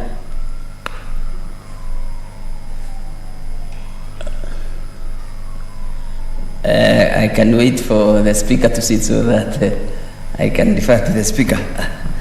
Mr. Speaker, the Salaries and Remuneration Commission Amendment Bill, Senate Bill number 31 of 2022. Thank you.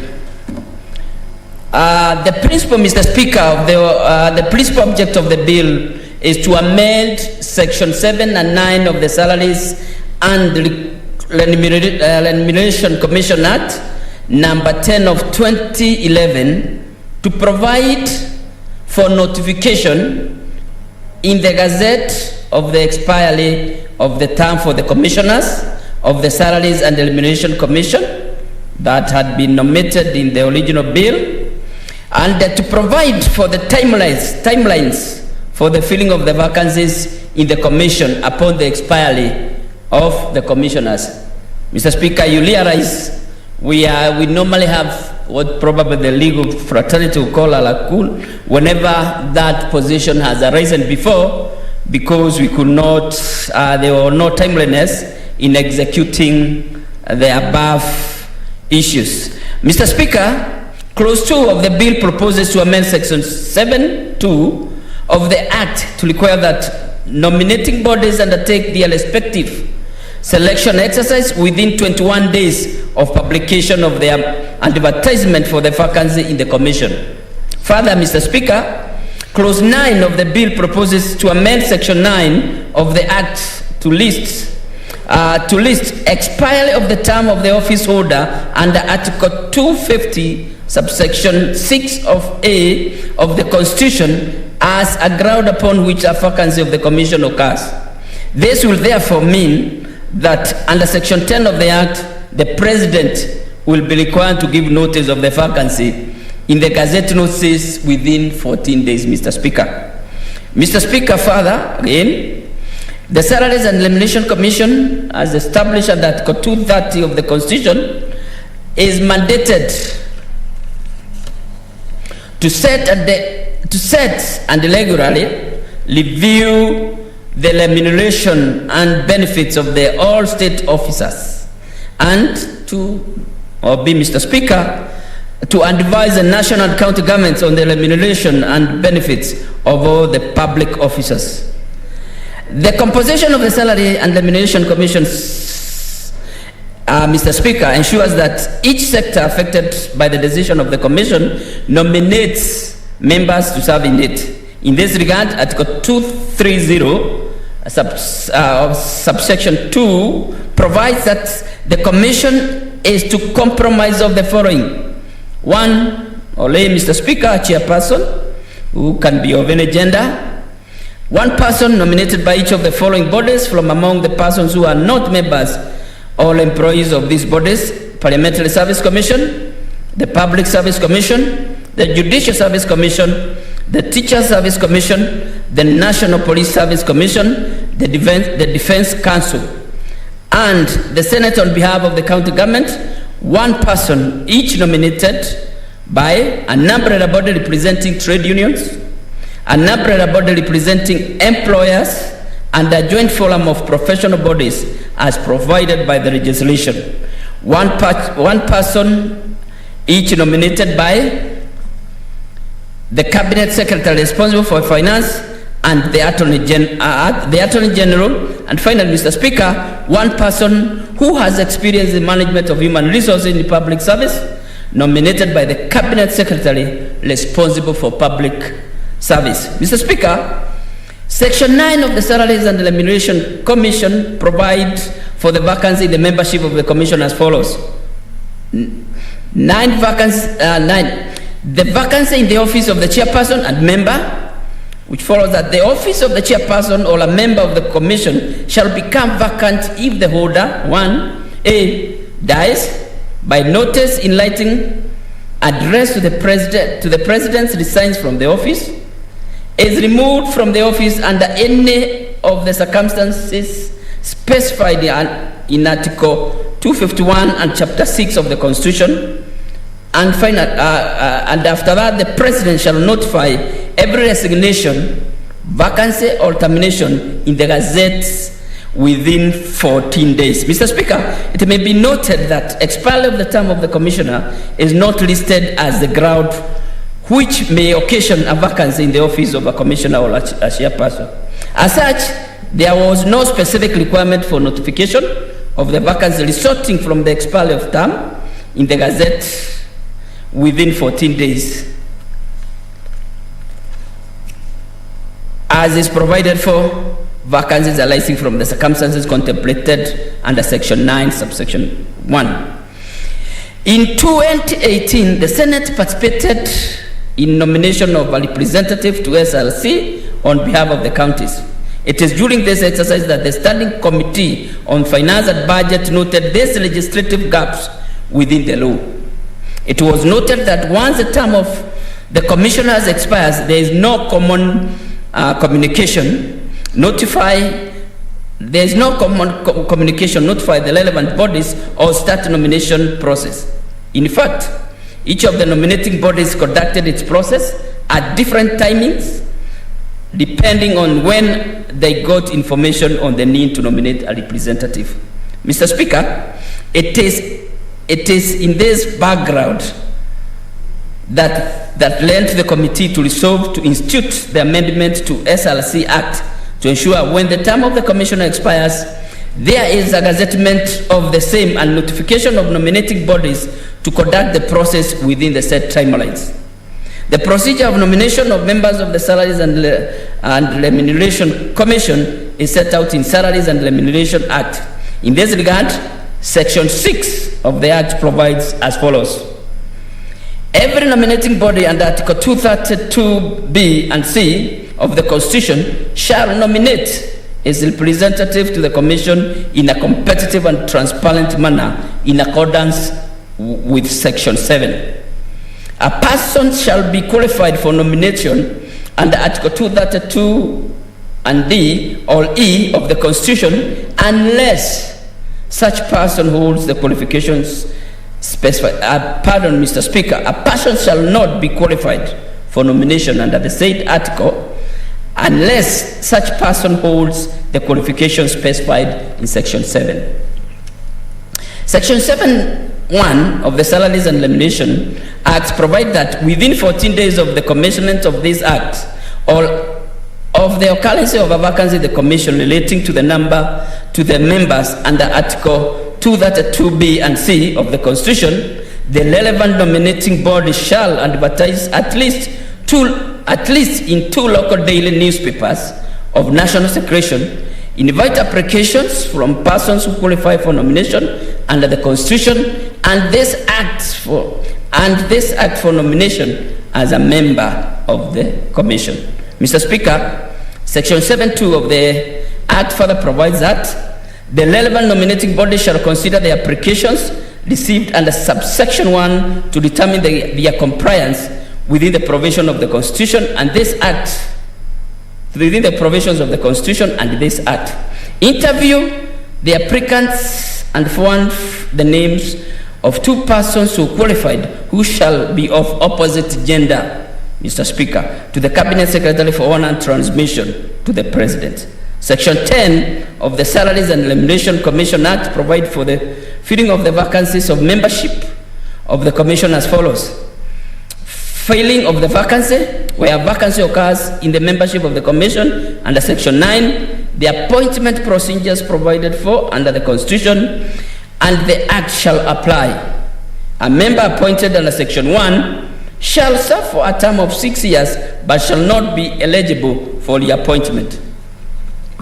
Mr. Speaker, while Section 7 requires that the selection process commences 14 days of the occurrence of the vacancy, the Act did not provide a mechanism for notification of the vacancy to nominating bodies when the term of the commissioners expires. Without a single notice to all nominating bodies, each body took note of the vacancy at its own time and then commenced the nomination process. A notification of a vacancy in the Gazette was therefore necessary to prompt simultaneously nominating process by all the bodies required to nominate commissioners to the Salaries and Remuneration Commission. In addition, the Salaries and Remuneration Act did not provide for timeliness for the process of the selection of the commissioners. That was indeed even evidenced by the selection process that followed the expiry of the term of the immediate former commission on 15th December 2017. The various nominating bodies commenced a selection process that at different times and by 12th June 2018, 6 months later, the selection of all nominees under Article 230 of the Constitution had not been completed. Additionally, all the nominees would be required to be approved by the National Assembly under Article 250 of the Constitution. And delay in the selection process, therefore, delayed the entire appointment process, Mr. Speaker.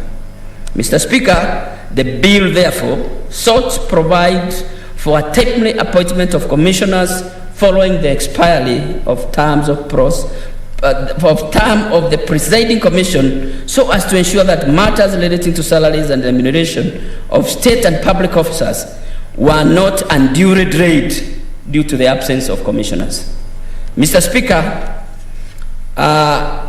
this is a straightforward amendment, and is an amendment that the Committee of Finance and Budget realized it was very critical, because like you have noted, Mr. Speaker, and there was a lapse of about more than 6 months before we could get in new commissioners, and that meant people who are employed by some institutions could not be able to get their due letters, and they could not be processed so that they could commence working for this nation. So, Mr. Speaker, this is an indication, and I want to thank my members of the committee and the Secretariat for identifying this gap after carrying out that process that was tedious because we did not have timelines. It was a laissez-faire, Mr. Speaker, and so the committee did decide that we need to fill in that gap. And precisely this is the work that we were brought into this House to be able to do. So, Mr. Speaker, this is a milestone for the Senate, because here we are. We saw a gap that had existed for some time, and we are up to task, and we are requesting that the senators will support this amendment so that we can fill in that gap. Mr. Speaker, in conclusion, it is important to acknowledge the participation or the submission by the various stakeholders, like as per the requirement of the law. In every amendment or in every law that or every bill that you intend to pass, Mr. Speaker, it has always been and it is mandatory that we carry out public participation. Even in this one, Mr. Speaker, we carried out public participation, and in that regard, Mr. Speaker, I would like to recognize and acknowledge the submission made by the National Treasury and Planning, the Kenya National Commission on Human Rights, the KNCHR, the African Women's Studies Center, the University of Nairobi, the Salaries and Remuneration Commission itself, and one great Kenyan who saw it fit to make a submission, one Mr. John Gashoki, a member of the public. That sounds like a man from where I come from. We are always very diligent when looking to this issue, Mr. Speaker. Mr. Speaker, without much ado, I beg to move that the bill be read a second time and request Senator Falia to second.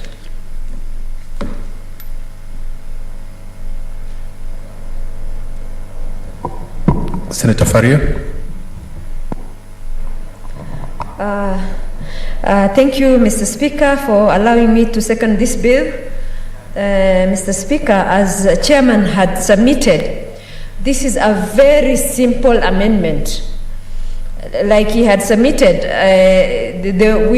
when we were doing the recruitment for the Salaries and Remuneration Commissioner on behalf of the counties, we realized that there was no procedure for notification.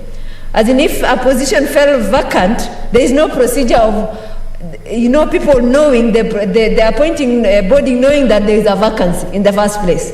So that means delayed recruitment. And then another issue that we noted also, that there was no timelines within which the recruitment all the process should take place and finish. So this is a very simple amendment, and it's a very simple amendment, but it is a milestone for the commission, because this is a critical commission whereby even when a new position is created within government institutions and counties, they have to do mapping in terms of even where they fit in the salary scales and all that. And therefore, if there is no such a body for, let's say, even 2 years, if nobody is notified of it, the vacancy, then what happens? There are clear gaps, and there is people of Kenya will be denied the services that they require. And then in terms of regulation, in terms of harmonization, so all the functions that are performed by the Salaries and Remuneration Commission will be held. I don't want to belabor on, because these are very simple procedure, just 2 amendments, I mean, so I don't see there's a lot to do with it, but it is fundamental in terms of the functioning of this commission. And therefore, I wish to join my chairman in thanking the Senate Committee of Finance as well as the Secretariat for always being top-notch in terms of even performance in this Senate. I thank you, Mr. Speaker, and I beg to second and support.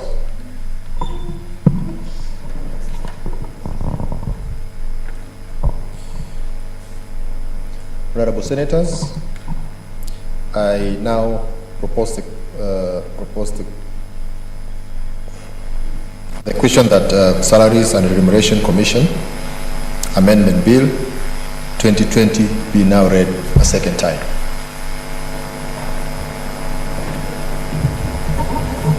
Senator Kangata.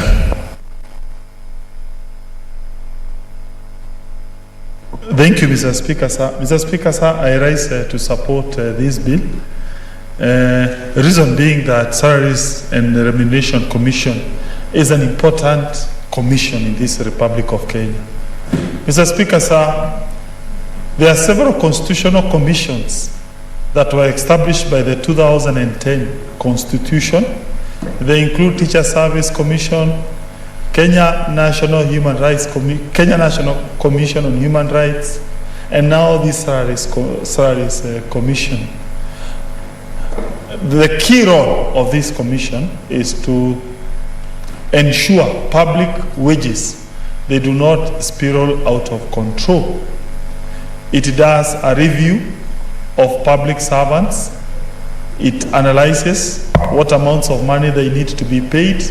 It makes a recommendation to the Treasury, to the National Assembly, and it is usually involved in collective bargaining agreements between unions and the government, Mr. Speaker, sir.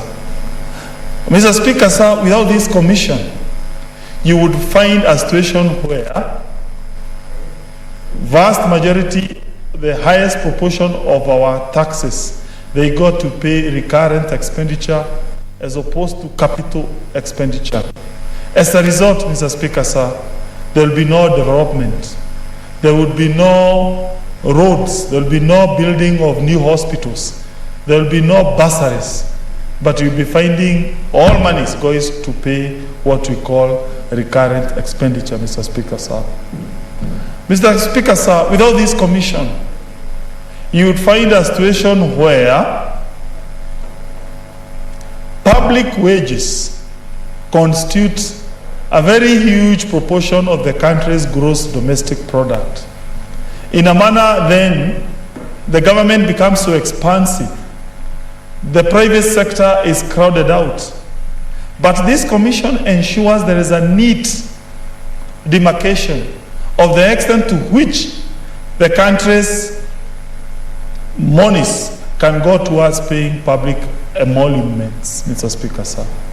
And therefore, this amendment is proposing to establish clear timelines within which commissioners should be appointed, recruited, vetted, and be in office, Mr. Speaker, sir.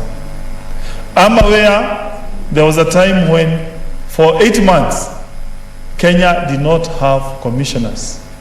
And therefore, the whole idea, which has been brought by the chair of the relevant committee, is to create and establish timelines within which we should be having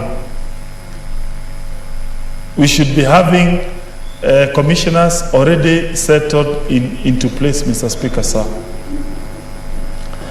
Mr. Speaker, sir, public sector's unions, they play a very important role. That is the Kenya National Union of Teachers, the University Union, and other unions. But on the other hand, we must also remember that the monies that we have, which we keep them in what we call the consolidated fund, is not a bottomless pit. There is a limit. And therefore, we need to have this commission functioning properly, constituted as soon as there exists a vacancy, to avoid a situation where we do not have a commission to set ceiling for public payments. Mr. Speaker, sir, I am aware also even this parliament, it has been pushing for higher salaries. And with all due respect, of course, members they have the right to agitate for higher salaries, but we must not allow Parliament to push for salaries that oppress the common mwananchi, the taxpayer.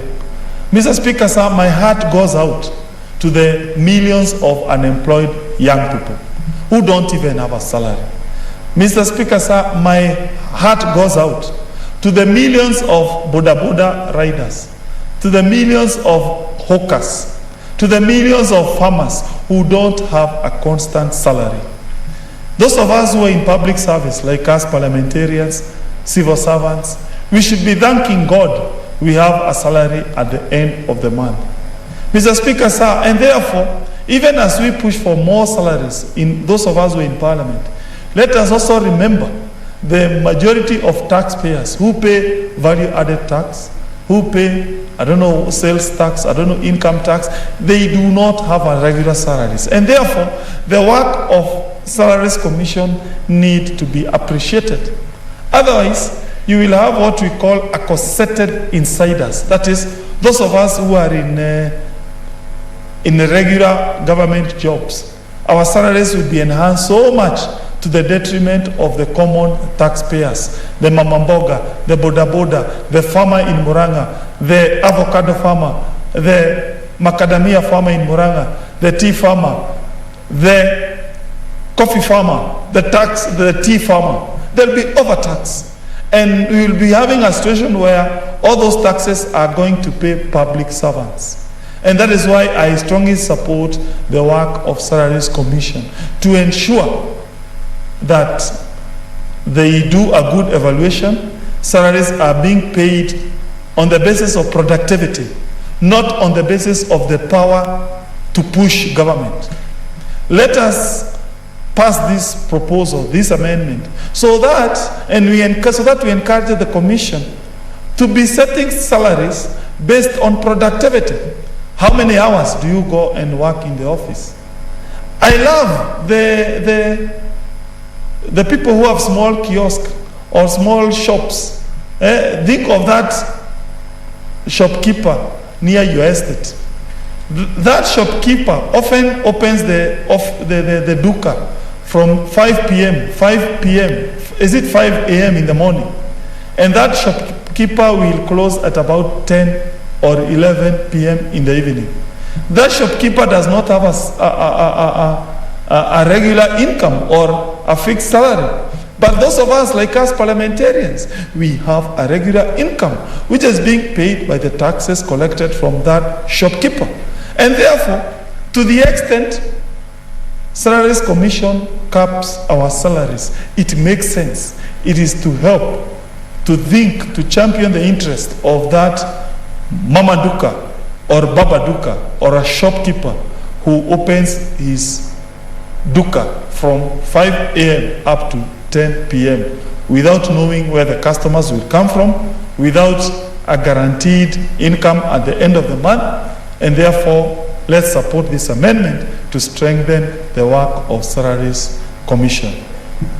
As I finalize, Mr. Speaker, sir, I urge this country to mind more of the common wananchi who are suffering out there. Let us think of unemployed young people, even as we push for salaries. Those of us who are pushing for more salaries, at least we have an income. What about the millions unemployed young people, Mr. Speaker, sir? Those of us who are in government who are pushing for more salaries, it is okay, of course, you need to be paid well. But what about those people who work 7 days a week, almost 24 hours in a day? Think of a boda rider. His income is not guaranteed. He wakes up at about 4 a.m. He sleeps at about midnight. And he works from Monday to Monday. So therefore, please, when that boda rider goes to pay or to purchase petrol, there will be VAT. That VAT is the one that is going to be used to pay our salaries. Please, let us allow Salaries Commission to peg our income on productivity so that I'm paid according to my contribution to the work. I wish Salaries Commission was here. All senators who are not here, they should not get something, you see? Yeah, of course. Yeah, I wish the Salaries Commission would come and take a duty roster. It says, yeah, no, I'm serious, Mr. Speaker, sir. So that we say... Senator Faria.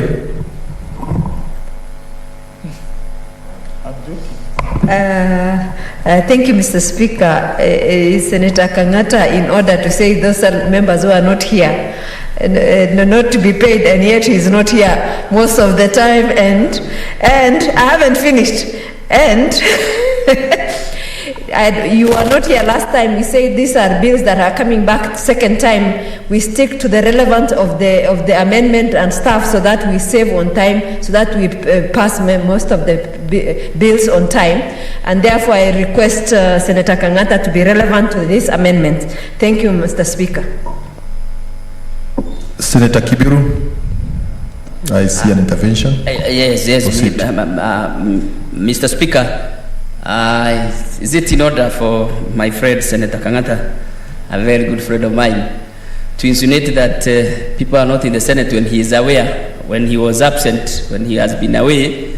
We agreed that we will be doing a hybrid. If you look in the Zoom, we must be having half of the senators, and because of COVID protocols. So because this is a House of Record, I think it is very important that Mr. Kangata acknowledges that we are operating a hybrid system. Thank you, Mr. Speaker.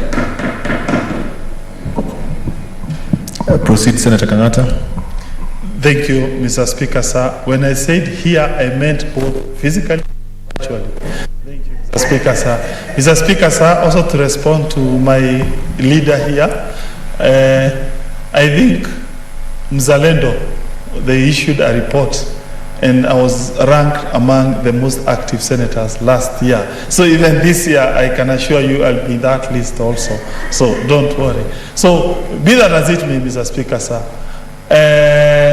I think it is important we support this commission. And I think I'm building into my rationale of supporting this proposal, which is this commission is important. Those of us who are in government, we should you should be paid as per your productivity.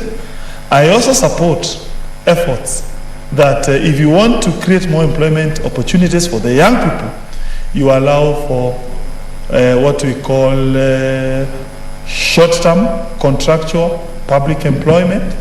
Yeah, you allow for a 24-hour economy where even government offices, they are open 24 hours. Yeah. And the whole rationale is to urge senators to support this amendment. Thank you, and I support.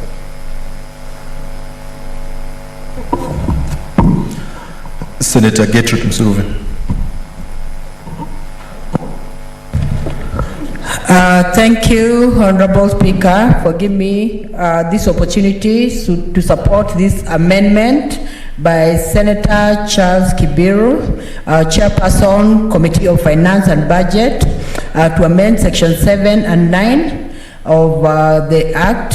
Honorable Speaker, I support this because it is actually important that if there's a vacancy arising in the commission, then it should be something that is very transparent, and it should even be in the Kenya Gazette that a vacancy has arisen.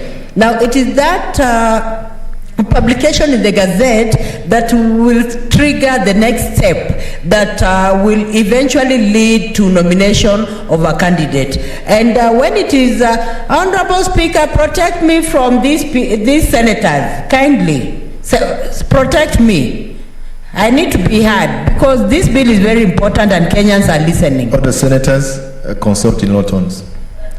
Proceed, Senator Msuruve. Thank you, Honorable Speaker. So I want to say that this bill is very important. There is an issue that Senator Kibiru is bringing on the floor of this House that really needs a lot of interrogation and eventually implementation. that when it comes to a vacancy, among commissioners, and not only in the Salaries and Remuneration Board, it should be all over, that this vacancy should be in the Kenya Gazette. And why should it be the Kenya Gazette? Because the Kenya Gazette is a valid instrument. It is an instrument that actually can be supported even in a court of law. And it is an instrument that is permanent, the Kenya Gazette. It informs, it is authentic, and so when this information is in the Kenya Gazette, then that is when other procedures can follow, Honorable Speaker. And Honorable Speaker, when it comes also to filling these vacancies, I'm happy that the bill is talking about it should be in the Kenya Gazette within 28 days of the vacancy. And it is very clear when a vacancy can arise among commissioners. It can arise maybe if a commissioner dies. A vacancy can also arise in a situation when maybe the commissioner resigns, or a vacancy can even arise in a situation where the commissioner has not been able to comply with Article 6 of the Constitution. And so when such a vacancy arises, it is just well meaning that it is transparent, it is in the Kenya Gazette that this vacancy has come up. And also, Honorable Speaker, when a vacancy comes up, then it means that there must be specific time frame, that this vacancy is there, and there must be a specific time frame when the commissioners need to be replaced, Honorable Speaker. It should not just be, a vacancy is there and then a timeline is not given. It should be that when a vacancy is there, it should be filled as fast as possible, Honorable Speaker, so that there is no lacuna when it comes to executing duties. The commissioners have duties that they are actually assigned, and since they are given duties that are assigned to them, then we must have the appropriate number to constitute the commissioners who can be able to delegate duties as they are required by law, Honorable Speaker. And Honorable Speaker, I did mention that this catalyst of beginning the process of nomination is important, the Kenya Gazette. It should be there. Then once the catalyst is there, then the procedure can go on. As in the National Assembly, the names are given, and when they are given, they are gazetted, by the President, and when they are gazetted, then the appointments are done. And Honorable Speaker, even as you talk about the appointment of commissioners, we must adhere to the principles that are very important for national value. We must adhere to the principles of two-thirds gender rules. We must ensure that even the number of people constituting the commissioners adheres to the two-thirds gender rule, Honorable Speaker, so that every gender is represented. Honorable Speaker, we must also adhere to the principle of equity, Honorable Speaker.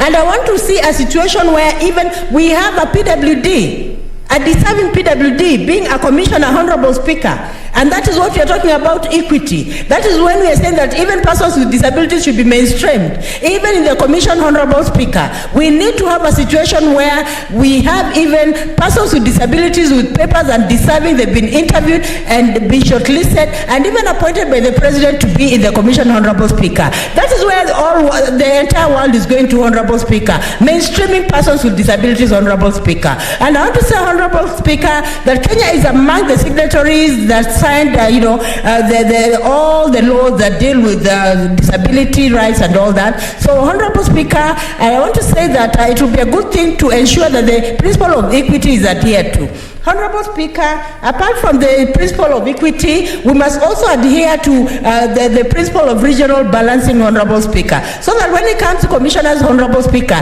they have the face of Kenya. When people look at the commissioners, they see that Kenya is fully represented, Honorable Speaker. So I want to say, Honorable Speaker, that I support this bill, and I hope this bill will see the light of the day and is effected so that there is no gap when it comes to commissioners. And Honorable Speaker, I'm not only talking about the salaries and remuneration commissioners. I'm talking about all commissioners. Where there's a gap where a commissioner has exited, let it be filled very fast. And it should be procedural, and the procedure should be consistent, so that commissioners of different places, organizations and all that are also actually filled in the same way. There's a need for consistency when it comes to filling up positions of commissioners, Honorable Speaker. And I'm happy also, Honorable Speaker, that there has been public participation on this bill. GEC came on board, other commissions came on board, other organizations came on board. So it is a bill that has the goodwill of Kenyans, Honorable Speaker. I support this bill. Thank you, Honorable Speaker, for the opportunity.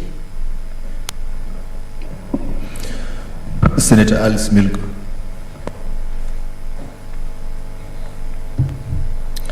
Thank you, Mr. Speaker, for this chance also to support this bill.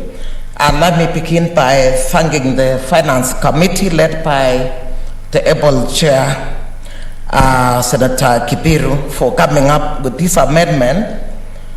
Very short but very critical. That is amendment to Section 7 and 9 of the Salaries and Remuneration Commission Act 2011.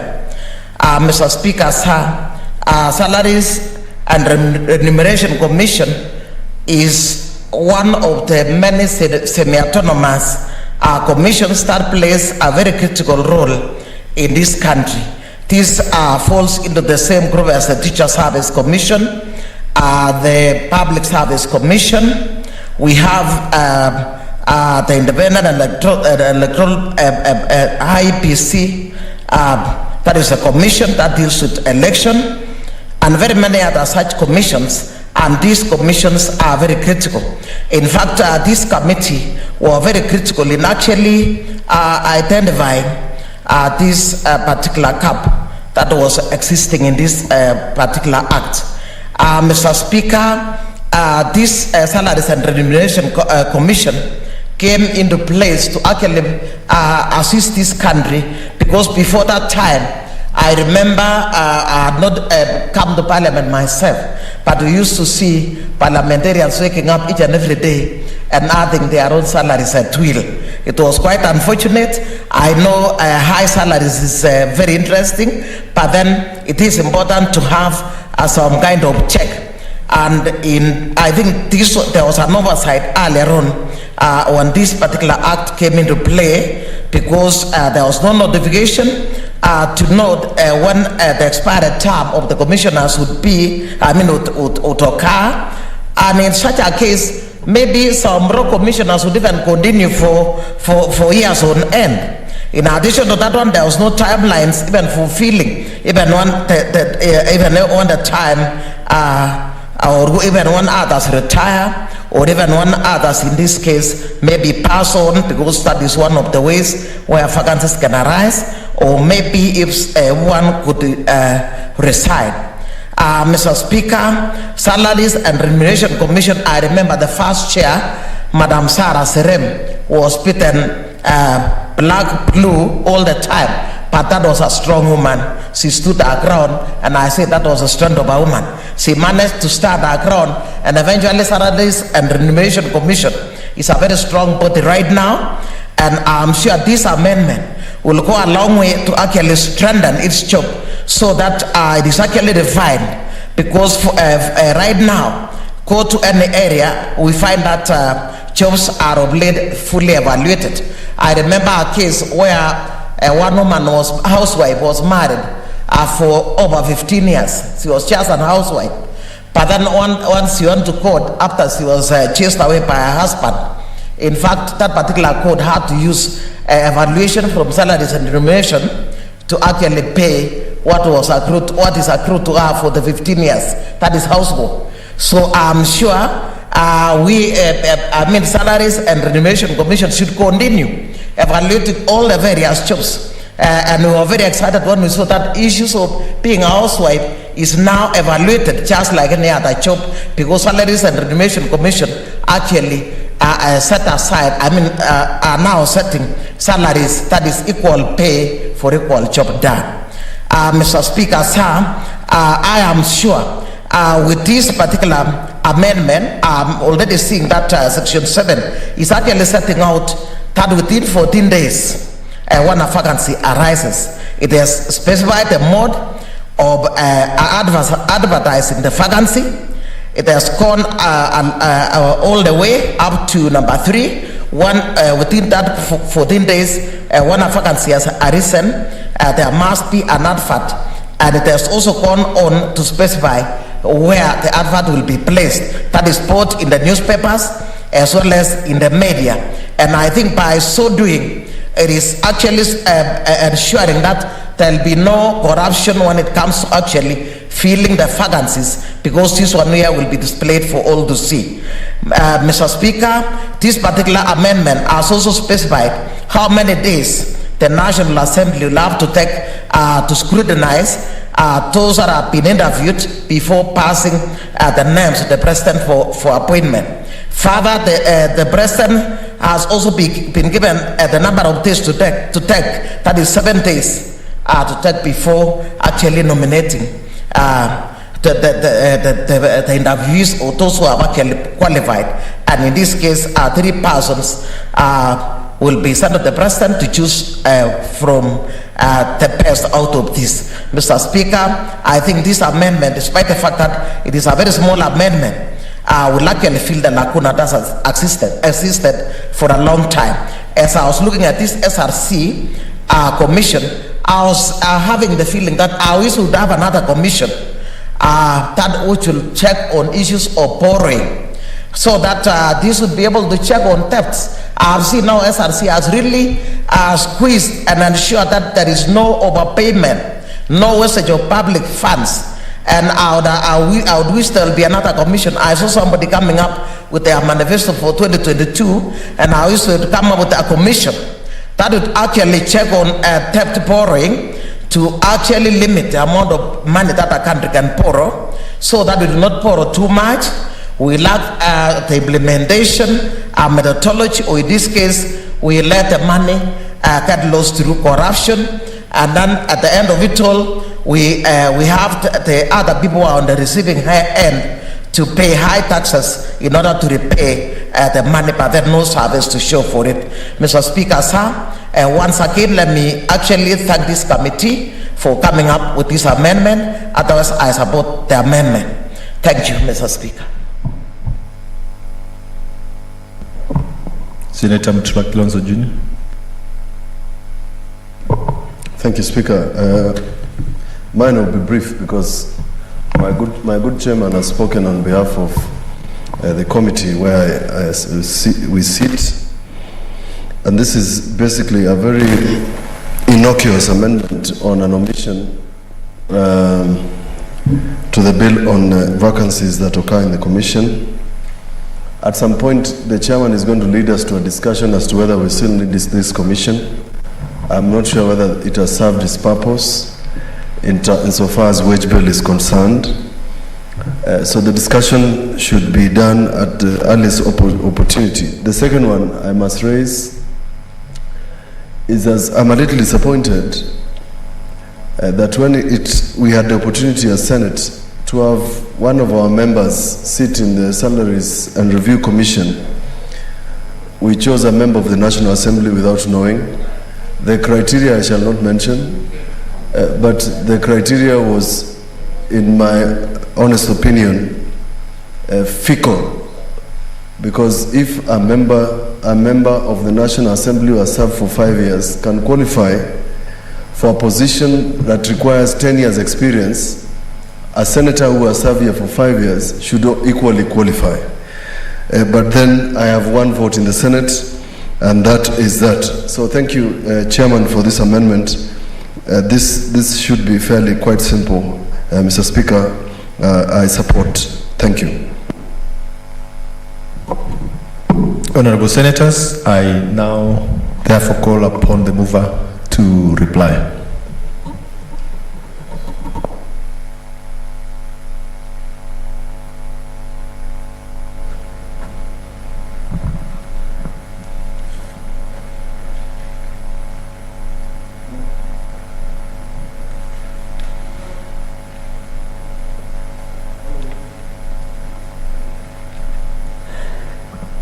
Mr. Speaker, I beg to reply. And in so doing, I want to thank the members who have contributed. Senator Falia, thank you for seconding the motion and highlighting the very critical issues. Senator Musuluve, Senator Kangata, and all the others who are online. But Mr. Speaker, like I said, this is a House of Record. There are so many of the senators, especially members of the Finance and Budget Committee, who are online. Senator Mutula, thank you. And Mr. Speaker, what has come up is that the Salaries and Remuneration Commission is an important entity in this country. And although, as Senator Kangata was saying, they are trying to moderate our salary, but this is in the spirit of taming the wage bill, Mr. Speaker. Mr. Speaker, this is a straightforward amendment, and without wasting much of the Senator's time and the Senate time, I beg, Honorable Speaker, pursuant to Standing Order 61-8, I request that putting of the question be deferred to a later date. Honorable Senators, upon request by the mover, I therefore appoint tomorrow, Thursday, as the date to put the question. Next order. Order number 22, the County Licensing Uniform Procedures Bill, Senate Bills number 32 of 2020, second reading. Senator Mercy Chebeni. Thank you, Mr. Speaker. Mr. Speaker, I beg to move that the County Licensing Uniform Procedures Bill of 2021, Senate Bills number 32 of 2021, be now read a second time. Mr. Speaker, the principal objective of this bill is to put in place uniform procedures for licensing of various activities by counties. And Mr. Speaker, you realize that one of the ways that county governments generate revenue is through the issuance of licenses for various activities related to the functions of county governments. But Mr. Speaker, you also realize that we have 47 county governments, and with 47 county governments, it means that we have different licensing procedures in this government. So it makes it very difficult to do business across the counties. If, let's say, a person wants to do a business in County A, then it means that he or she will not be able to do it because the procedures there are different from the county that they're coming from, Mr. Speaker. So with lack of uniformity in the procedures, Mr. Speaker, it creates a lot Senator Faria.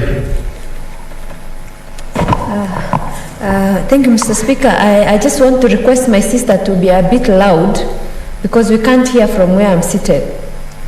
And she is moving a very important bill that is very much relevant to this country. Proceed, Senator. Thank you, Mr. Speaker. I hope now you can hear me.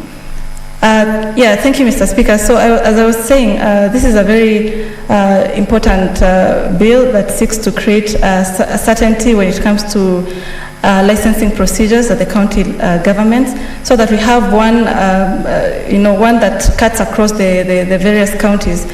Mr. Speaker, allow me to now go at the salient provisions of this bill.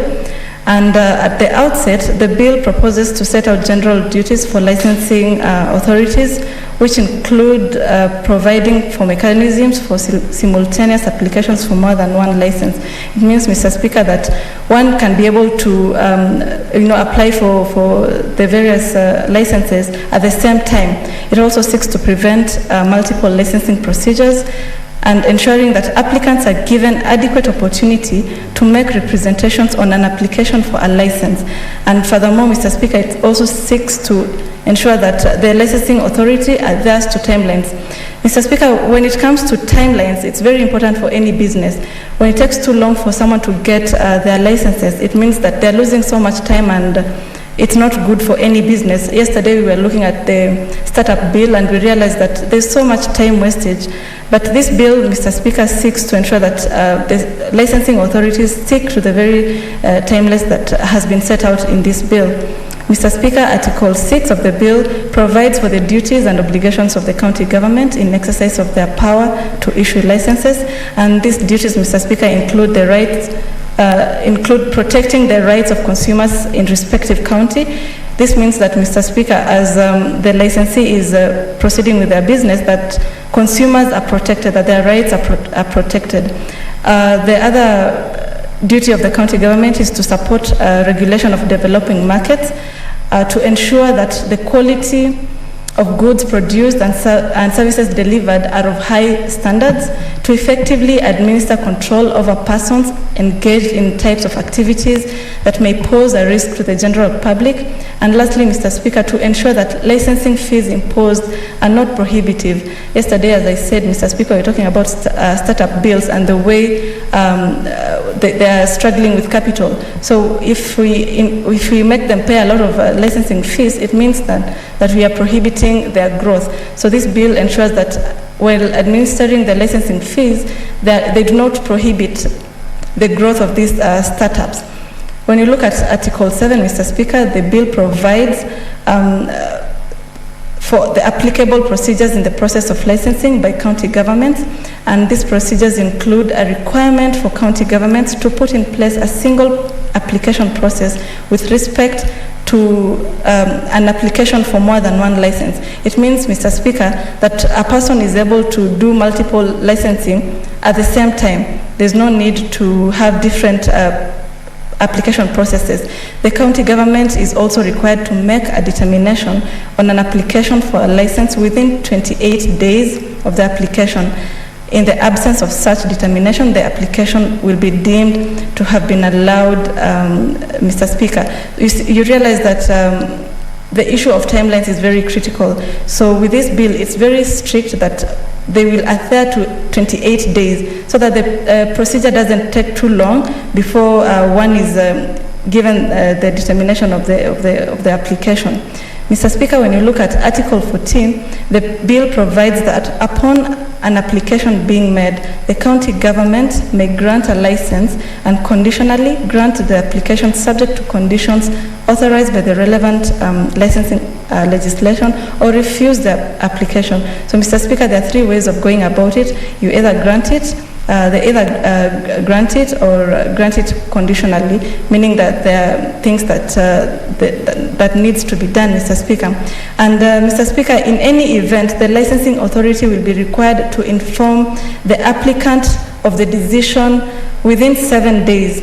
Mr. Speaker, again, it's very critical when it comes to timelines. 7 days is very key to ensure that the licensee is informed of the decision of the authority, whether they've been granted the license. Mr. Speaker, further, licensing authorities are required to maintain a register of all licenses issued, indicating the pertinent particulars of the license holder and the nature of the license. Mr. Speaker, this is very crucial again, so that we are able to understand the nature of the businesses that is being done by the licensee, or the goods and services done by the licensee. Mr. Speaker, when you look at another provision, the bill requires the holder of a license to provide the service or carry out the business specified in the license.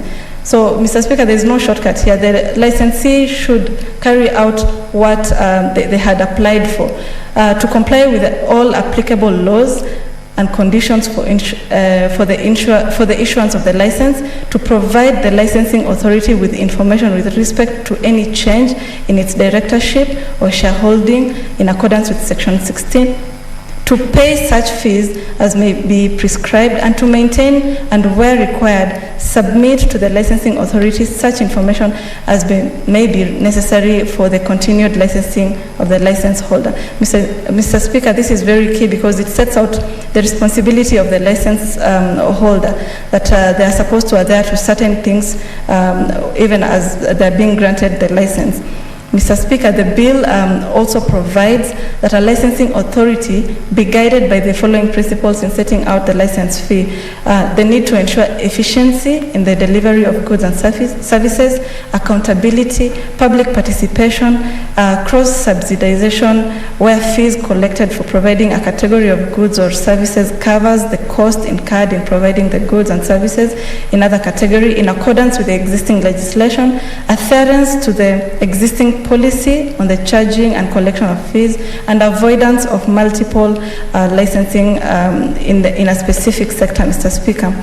Lastly, Mr. Speaker, even as I move and ask Senator Musurube to second, the bill seeks to basically create a uniform framework which shall form the basis of licensing processes in the counties. Mr. Speaker, this will guarantee certainty and predictability for business owners trading within counties, and it is vital for the ease of doing business at the county level. Mr. Speaker, all the time we talk about ease of doing business in this country, and I think this bill will go a long way to ensure that we set up a good environment for our businesses at the local county governments. Mr. Speaker, a business environment underpinned by certainty and predictability will definitely boost entrepreneurship. It will create employment opportunities. It will reduce the costs of doing business and promote regular and reliable revenue streams for our county governments. Mr. Speaker, I think I beg to move and request Senator Gertrude Musurube to second.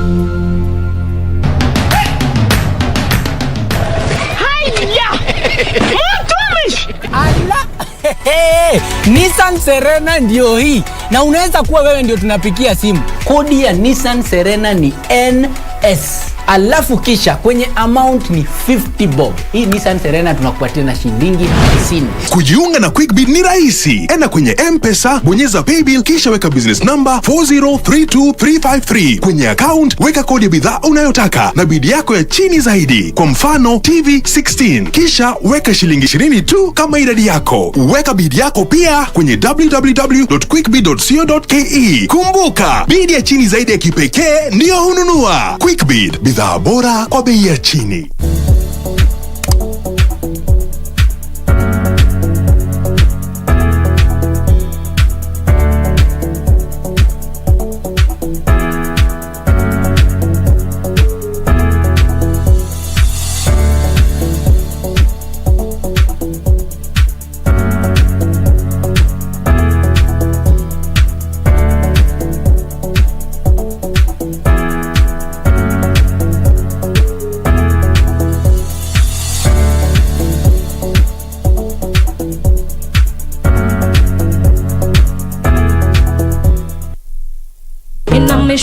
Some bright color socks, time out, but me nah go wear no flip flops.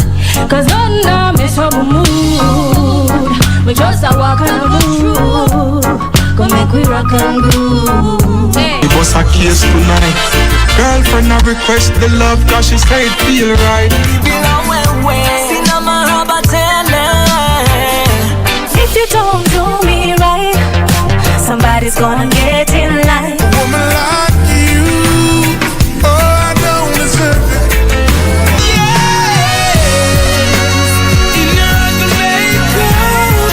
Together. Here we go, here we go again. Here we go, here we go again. Here we go, here we go again.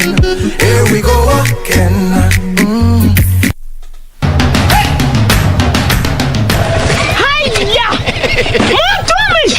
Allah.